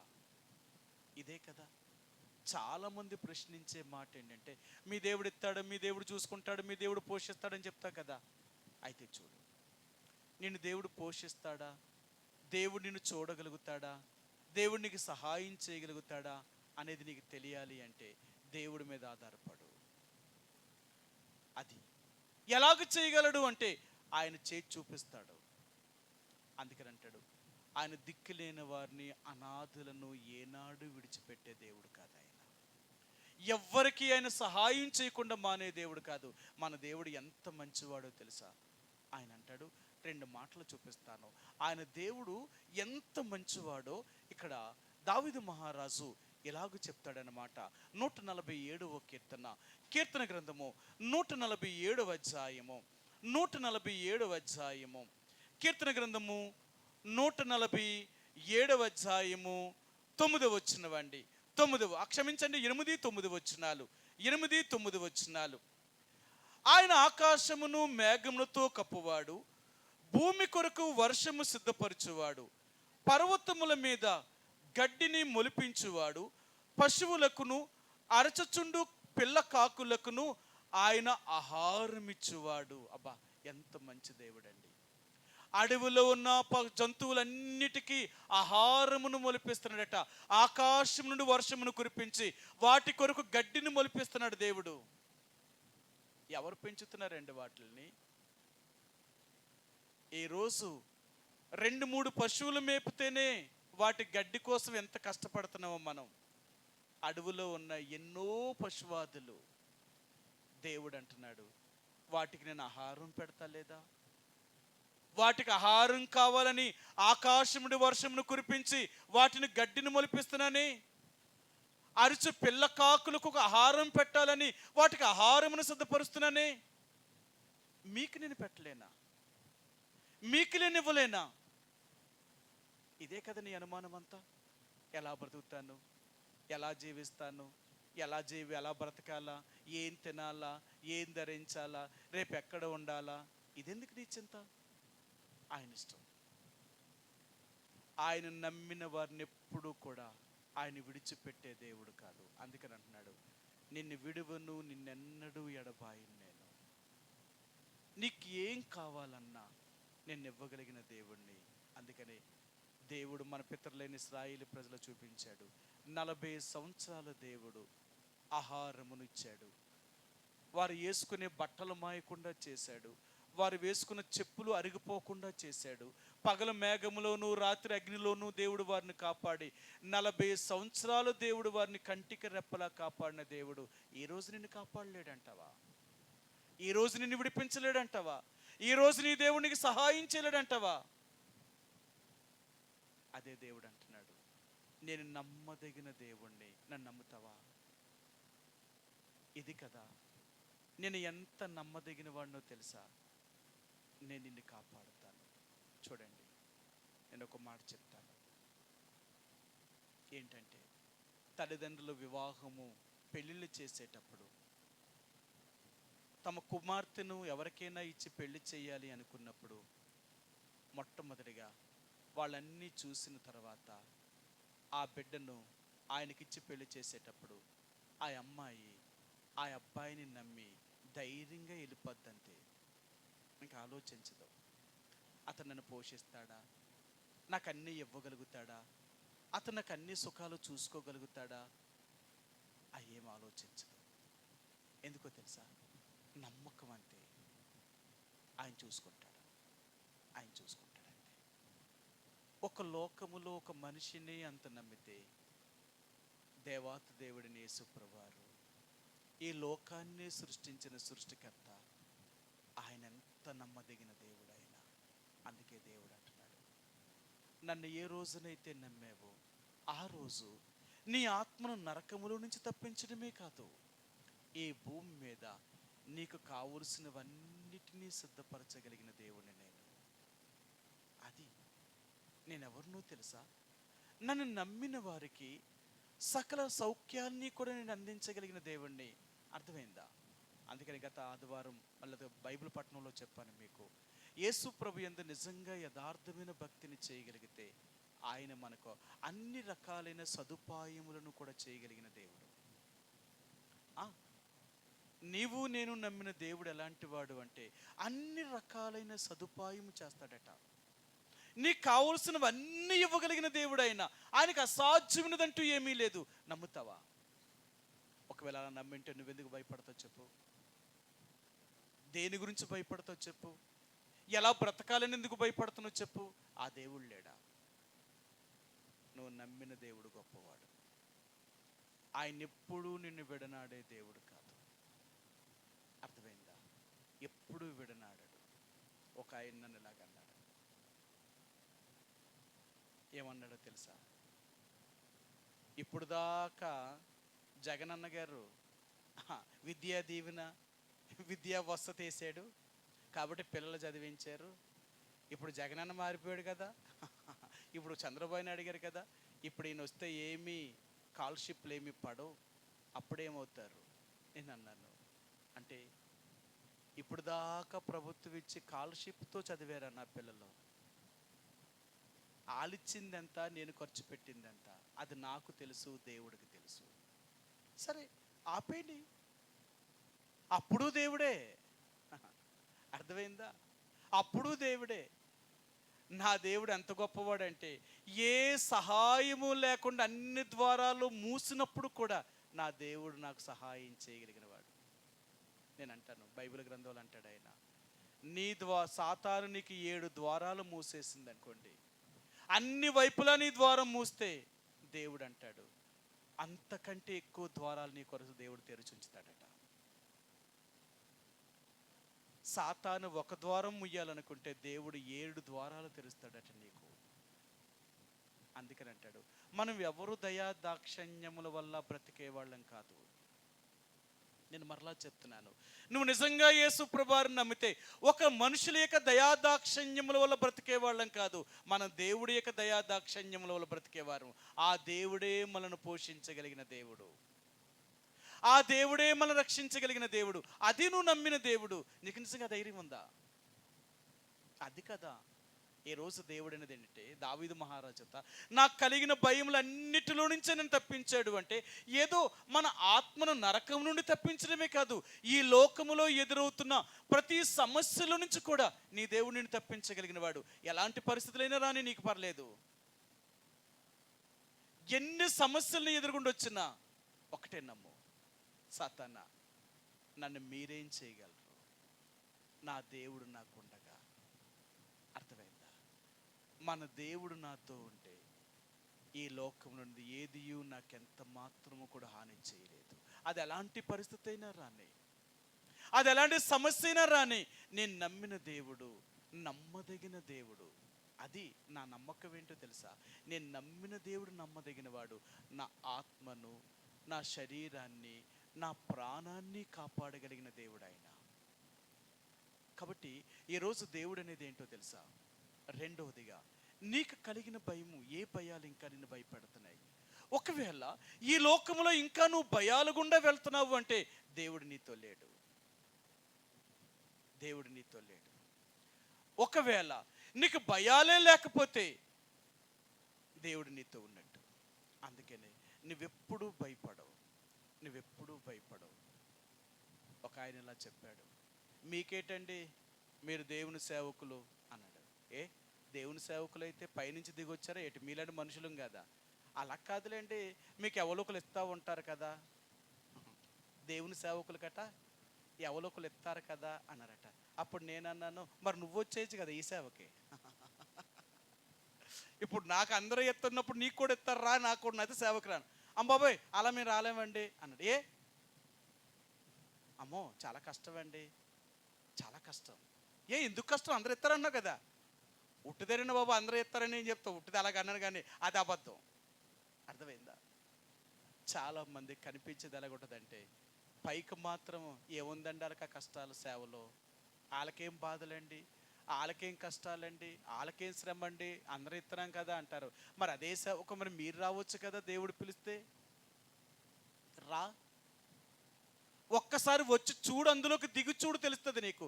బయటుండి మాటలు చెప్పడం కాదు, ఒక్కసారి రా, అప్పుడు చెప్పు. అందులోకి వచ్చిన తర్వాత అప్పుడు చెప్పు అన్నమాట, అంతేకాని బయటుండి చెప్పడం కాదు. అందుకని నేను అంటాను, నిజంగా ఎవరైతే నిజంగా దేవుని నమ్ముకుంటారో వాళ్ళకండి నిజంగా భయం లేదు. వాళ్ళెవరైనా అందుకంటాడు, ఆయన దేవుని సేవకుల్ని సహాయం చేస్తాడు, ఆయన విశ్వాసులకు సహాయం చేయడనుకుంటున్నారా? ఆయన ఎవరికైనా ఒకటే. మన దేవుడు వాళ్ళని వీళ్ళకి అని పక్షపాతం లేనివాడు. ఆయన అందరినీ సమానముగా చూసే దేవుడు ఆయన. మరి నీకెందుకు జరుగుతా లేదు? నీకెందుకు చేయడానికి భయపడుతున్నావు? అయితే నీలో పిరికితనం, ఇంకా నీలో భయం ఉంది అంటే పాపం ఎక్కడో దాగి ఉంది. పాపము చేసేవారికి దేవుడు తోడుగా ఉండడేమో కానీ పాపము లేని వారికి దేవుడు ఎప్పుడు తోడుగానే ఉంటాడు ఆయన. అర్థమైందా? పాపము లేని వారికి నిజంగా దేవుడు ఎప్పుడుగా తోడుగుండి వారిని ఎప్పుడూ రక్షించేవాడు, ఎప్పుడూ కాపాడే దేవుడు ఆయన. అదే అని అంటున్నాడు ఆయన. అడవుల్లో సింహం పిల్లలు ఆకలి కొనేవి ఉంటాయేమో కానీ నా యందు భయభక్తులు కలిగిన వారికి ఏమీ కొదువై ఉండదు. నీకేది తక్కువ కాదు. ఈ భూమి మీద జీవించినంత కాలము కూడా ఆయన నమ్ముకున్న తన ప్రజలకు ఆయన ఎప్పుడూ తక్కువ చేసే దేవుడు కాదు. నువ్వు నమ్ముతావా? అదే దేవుడు అంటున్నాడు. రెండవదిగా, నీకు భయం ఏంటో తెలుసా? ఈ లోకములో ఎలాగూ బ్రతకాలి అనే కదా నీకు భయం, ఎలాగ జీవించాలనే కదా నీకు భయం. అయితే దేవుడు అంటున్నాడు, నేను జీవింప చేస్తాను. ఇశ్రాయేలు ప్రజల్ని 430 సంవత్సరాలు ఐగుప్తు దేశంలో బానిసలుగా ఉన్నవాళ్ళు, వాళ్ళు అనుకున్నారు వాళ్ళకి నిరీక్షణే లేదు, మేము మరలా మంచి రోజులు చూడగలుగుతామా, మరలా మేము బ్రతుకుతామా, ఈ దాసత్వం నుంచి మేము బయటకు వస్తామా, మా ఇల్లు మా తిండి మా గుడ్డ మేము కట్టుకుని బతుకుతామా అని వాళ్ళు ఎంత ఎదురు చూడాలనుకున్నారో, ఆ రోజులు చూడాలనుకున్నారో. కానీ 430 సంవత్సరాలు వారు బానిసలు.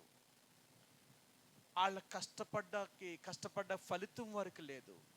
తినడానికి తిండి లేదు, కట్టుకోవడానికి గుడ్డ లేదు, ఉండడానికి నివాసం లేకుండా ఆ బబులోను ఐగుప్తు రాజు అయిన ఫరో వారిని ఎన్నో బానిసలుగా చేశారు. 4-5 తరాల నుండి వారు బానిసలు అయిపోయారు. ఇలాంటి బానిసలకు ఎటువంటి ఆధారము, నిరీక్షణే లేదండి. అప్పుడు దేవుడు వాళ్ళ జ్ఞాపకం చేసుకున్నాడట.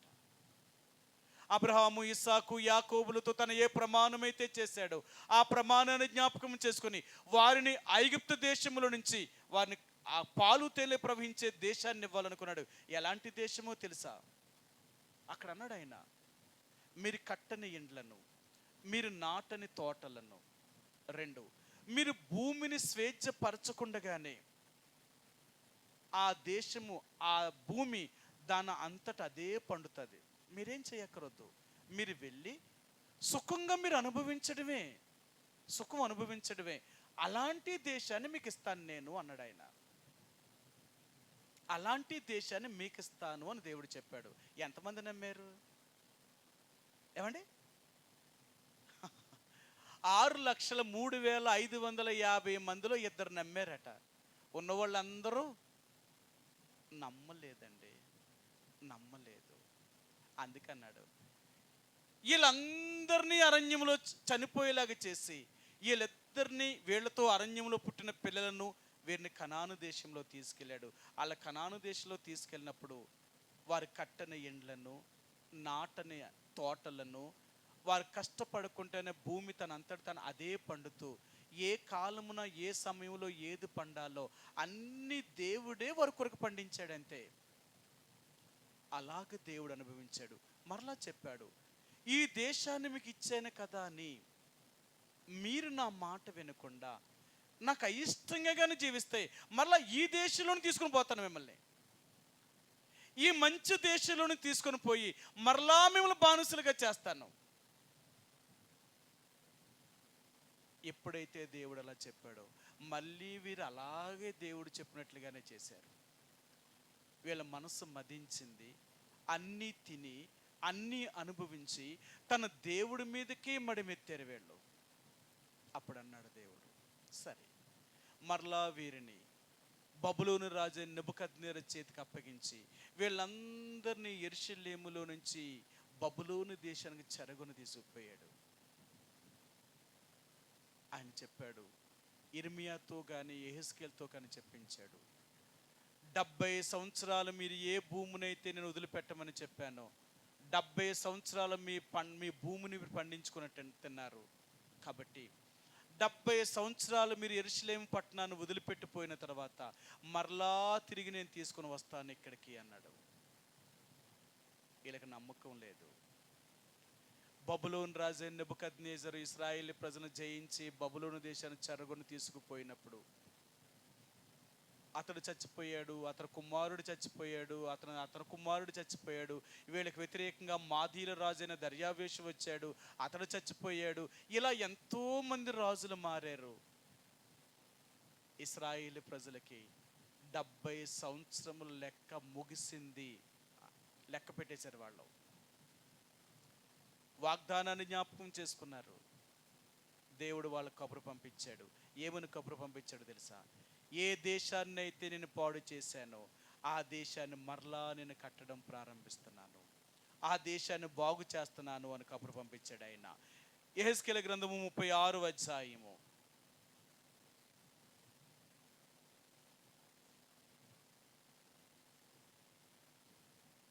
7-8 వచనాలండి.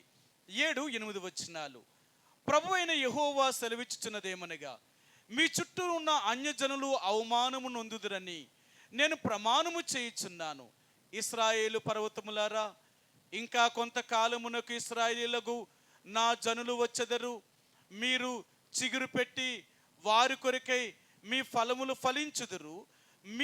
నేను మీ పక్షమునున్నాను. నేను మీ తట్టు తిరుగుగా మీరు దున్నబడి విత్తబడదురు. మీ మీద మానవ జాతిని అనగా ఇశ్రాయేలీయులందరినీ విస్తరింపజేసేదను. నా పట్టణములకు నివాసులు వత్తురు. పాడైపోయిన పట్టణములు మరలా కట్టబడును. మీ మీద మనుషులను, పశువులను, విస్తరింపజేసేదను. అవి విస్తరించి అభివృద్ధి నందును. మునుపు ఉన్నట్టు మిమ్మును నివాస స్థలముగా చేసి మునుపటి కంటే అధికమైన మేలు మీకు కలుగజేసేదను.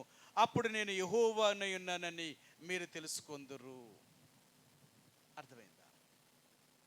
ఆ దేవుడు ఎంత గొప్పవాడు. ఆయన అంటున్నాడు, నేనంత మంచి దేవుణ్ణి, నేను మరలా వారిని జ్ఞాపకం చేసుకుంటాను, వారిని మరలా నేను చిగురు పెట్టేలాగా చేస్తాను, వాళ్ళు పోగొట్టుకున్న దాని సమస్తాన్ని మరలా నేను అనుగ్రహించగలిగిన దేవుణ్ణి. ఈరోజు దేవుడు అంటున్నాడు, యేసుప్రభువారు నీకు నాకు జ్ఞాపకం చేసంటే, రెండవదిగా నీకు కలిగిన భయాలన్నిటి నుండి పోగొట్టగలిగిన వాడు. ఈ లోకములో నీకు ఎలాంటి భయాలు ఉన్నాయో, దేని గురించి భయపడుతున్నావు, దేని గురించి నీ భయము, దేని గురించి నీ చింత, నీ దేవుడు లేడా? నీ దేవుడు నిన్ను కాపాడలేడా? నీ దేవుడు నిన్ను రక్షించలేడా? నీతో ఉన్న దేవుడు నీ పిల్లలతో లేడా? అది కదా నీ నిరీక్షణ. నువ్వు నమ్మిన దేవుడు ఎవరో తెలుసా? నీతో ఉన్న దేవుడే నీ పిల్లలతో కూడా ఉండే దేవుడు. ఆయన ఎప్పుడూ మాట తప్పడు.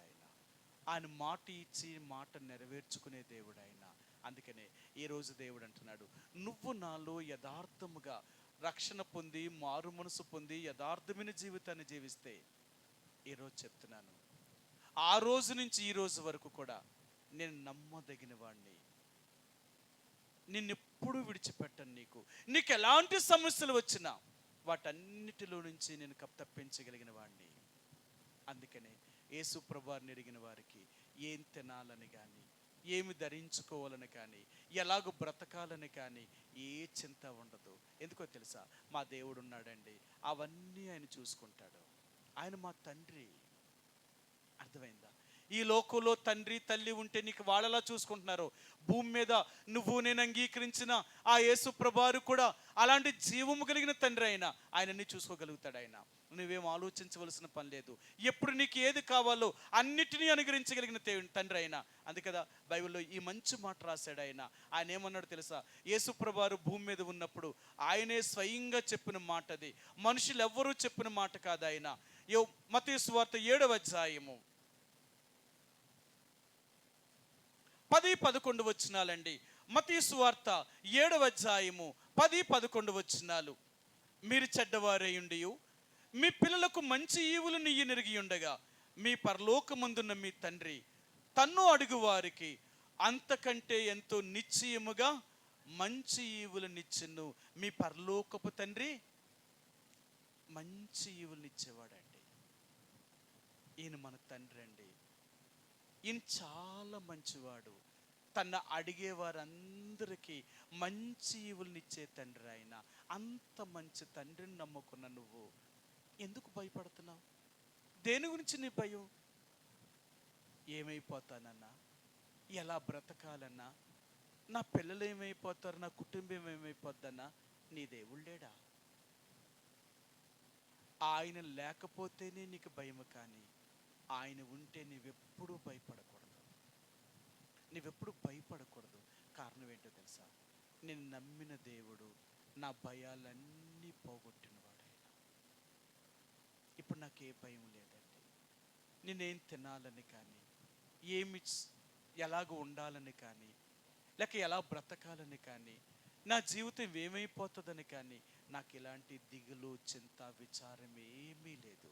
ఎందుకు అంటే అన్నీ చూసుకోగలిగిన నా తండ్రి నాతో ఉన్నాడు. అది నా పరలోకపు తండ్రి. అన్నీ ఆయనే చూసుకుంటాడు. అన్నీ అంటే ఏదైనా ఆయననండి. అంతే కదా? అందుకే దేవుడు అంటాడు, నేనన్నీ చూసుకోగలిగిన దేవుణ్ణి, నేను మంచివాడిని. ఏ రోజునైతే నా దగ్గరికి వచ్చావో ఆ రోజు నుంచి నిన్ను గురించి నువ్వు చింతించొద్దు, నిన్ను గురించి నువ్వు ఆలోచించొద్దు. నీ చింత, నీ వేదన దేని గురించో తెలుసా? ఆయన కొరకు కదా. మనందరికీ తెలుసు, పేతురు రాసిన మొదటి పత్రిక 5వ అధ్యాయము 7వ వచనంలో అంటాడు కదా, ఆయన మిమ్మల్ని గురించి చింతించుచున్నాడు కనుక మీ చింత యావత్తూ ఆయన మీద వేయండి. అంతే. ఆయన నీ గురించి నా గురించి చింతించే దేవుడు కాబట్టి నీ చింతంతా ఆయన మీద వెయ్యి. ఇప్పుడు మన పిల్లలకి మనం భరోసా ఇస్తూ ఉంటాం. ఏమని? ఒకవేళ మన పిల్లలు అంటూ ఉంటారు, అమ్మ అంత డబ్బులు ఎందుకమ్మా నా కోసం, చదువు కోసం ఖర్చు పెట్టడం, వద్దులే మరి రేపు మీరేమైపోతారన్నాం అనుకో, వాళ్ళు ఏమంటారు? అలాగమ్మా అయితే చదువు మాని అయితే డబ్బులు ఖర్చు పెట్టనంటారా?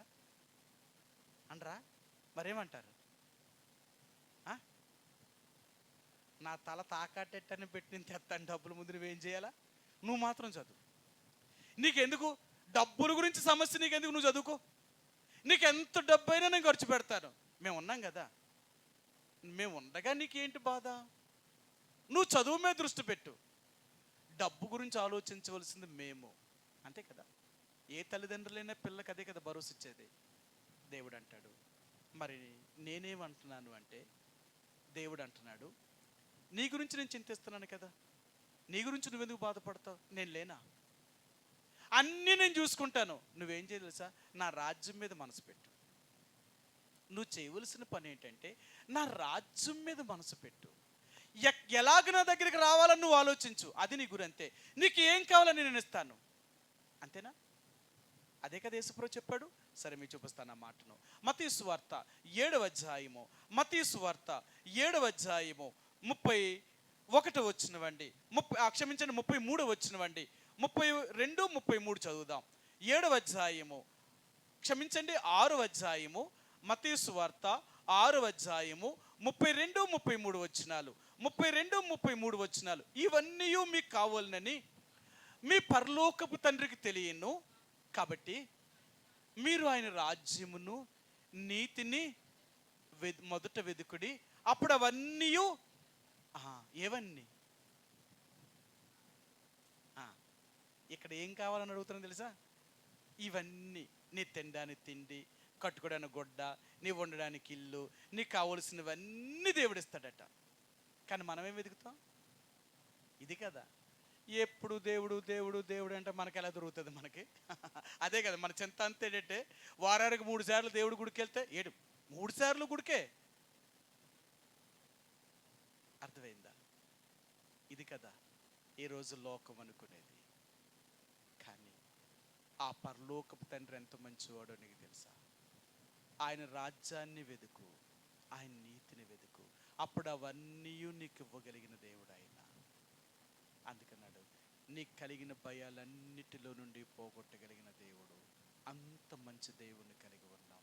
అందుకని ఈరోజు మరలా దేవుడు అంటున్నాడు, 1, ఆ నరకమనే భయం నుండి దేవుడు మన తప్పించాడు. 2, ఇహలోక సంబంధంగా ఎదురయ్యే ప్రతి పరీక్షలో నుండి దేవుడు మనల్ని తప్పించాడు ఆయన. అందుకనే ఈరోజు నీకు నాకు కూడా ఏ భయము లేకుండా చేశాడు ఆయన. ఎందుకంటే మన గురించి చింతించే దేవుడు ఉన్నాడు కాబట్టి మనకేమీ చింత అవసరం లేదు. మన దేవుడే మన గురించి అన్నీ ఆలోచించే దేవుడు. అందుకనే అలాంటి మంచి దేవుణ్ణి కలిగి ఉన్నందుకు ఆ దేవుణ్ణి స్తుతిస్తామండి, ఆ దేవుణ్ణి ఆరాధిస్తాం. నిజమే ప్రభువా, ఒకప్పుడు నిన్ను ఎరగక ముందైతే నాలో ఇలాంటి భయాలు ఉన్నాయి. కానీ ఏ రోజునైతే నిన్ను ఎరిగానో, నిన్ను దేవుడిగా నేను కలిగి ఉన్నానో, ఆ రోజు నుంచి ఆ మరణం అనే భయం నుంచి నన్ను విడిపించావు. నిజమే, నేను కానీ నిన్ను ఎరగకుండా నేను చనిపోయి ఉంటే భయంకరమైన నరక శిక్షకు నేను వెళ్ళాలి. యుగ యుగాలు కాలుతున్న ఆ పాతాళపు వేదంలోనికి, ఆ నరకములో నేను అనుభవించాలి తండ్రి. అలాంటి నరకయాతన నుండి, అలాంటి భయంకరమైన నరక శిక్ష నుండి నన్ను తప్పించినందుకు నీకు హృదయమారా కృతజ్ఞతాస్తుతులు చెల్లిస్తున్నాను. అంతేకాదు ప్రభువా, ఈ లోకములో ఏ రోజునైతే నేను నమ్ముకున్నానో ఆ రోజు నుంచి నాకన్నీ నువ్వు చూసుకునే దేవుడివని, నమ్మదగిన దేవుడిగా ఉండి ఈ రోజు వరకు నన్ను కాపాడావు తండ్రి. నిజమే, ఎన్నోసార్లు ఎన్నో కష్టాలు, ఎన్నో బాధలు, ఎన్నో ఇబ్బందులు గుండా నేను వెళ్తున్నప్పుడు అన్నిటిలో నాకు కావలసిన ఆహారాన్ని, నాకు కావలసినవన్నీ నువ్వు తీరుస్తూ, ఏనాటిది ఆనాడు నాకు అనుగ్రహిస్తూ ఇంతవరకు నన్ను కాపాడుతూ వచ్చావు ప్రభువా. నాలో ఉన్న భయాన్ని కూడా పోగొట్టావు. ఎలా బ్రతకాలని, ఎలాగ జీవించాలని, ఈ లోకంలో నేను ఎలాగ ఉండాలని చింత నాకు లేదు. ఎందుకంటే నన్ను గురించి చింతించే గొప్ప దేవుడివి, నా తండ్రివి నువ్వు. అందుకనే నా భయాలన్నిటిలో నుంచి నన్ను విడిపించి నన్ను రక్షించి నీ బిడ్డగా నన్ను అంగీకరించి నన్ను ప్రభువా ఆ పరలోక రాజ్యానికి వారసుడిగా చేసినందుకు నీకు హృదయమారా కృతజ్ఞతాస్తుతులు చెల్లించుకుంటున్నాను తండ్రి అని ఆ ప్రభువుని కొద్ది సమయం మనం ఆరాధిస్తామండి. ఆ రీతిగా ఒకరి తర్వాత ఒకరు ఆ ప్రభు మన జీవితంలో చేసిన కార్యాన్ని తలంచుకుంటూ కొద్ది సమయం ప్రభు యొక్క సన్నిధిలో ఆరాధనలోనికి వెళదాం. ఆ రీతిగా కొద్ది సమయం మనం ఆరాధించుకుందామండి. ఆ రీతిగా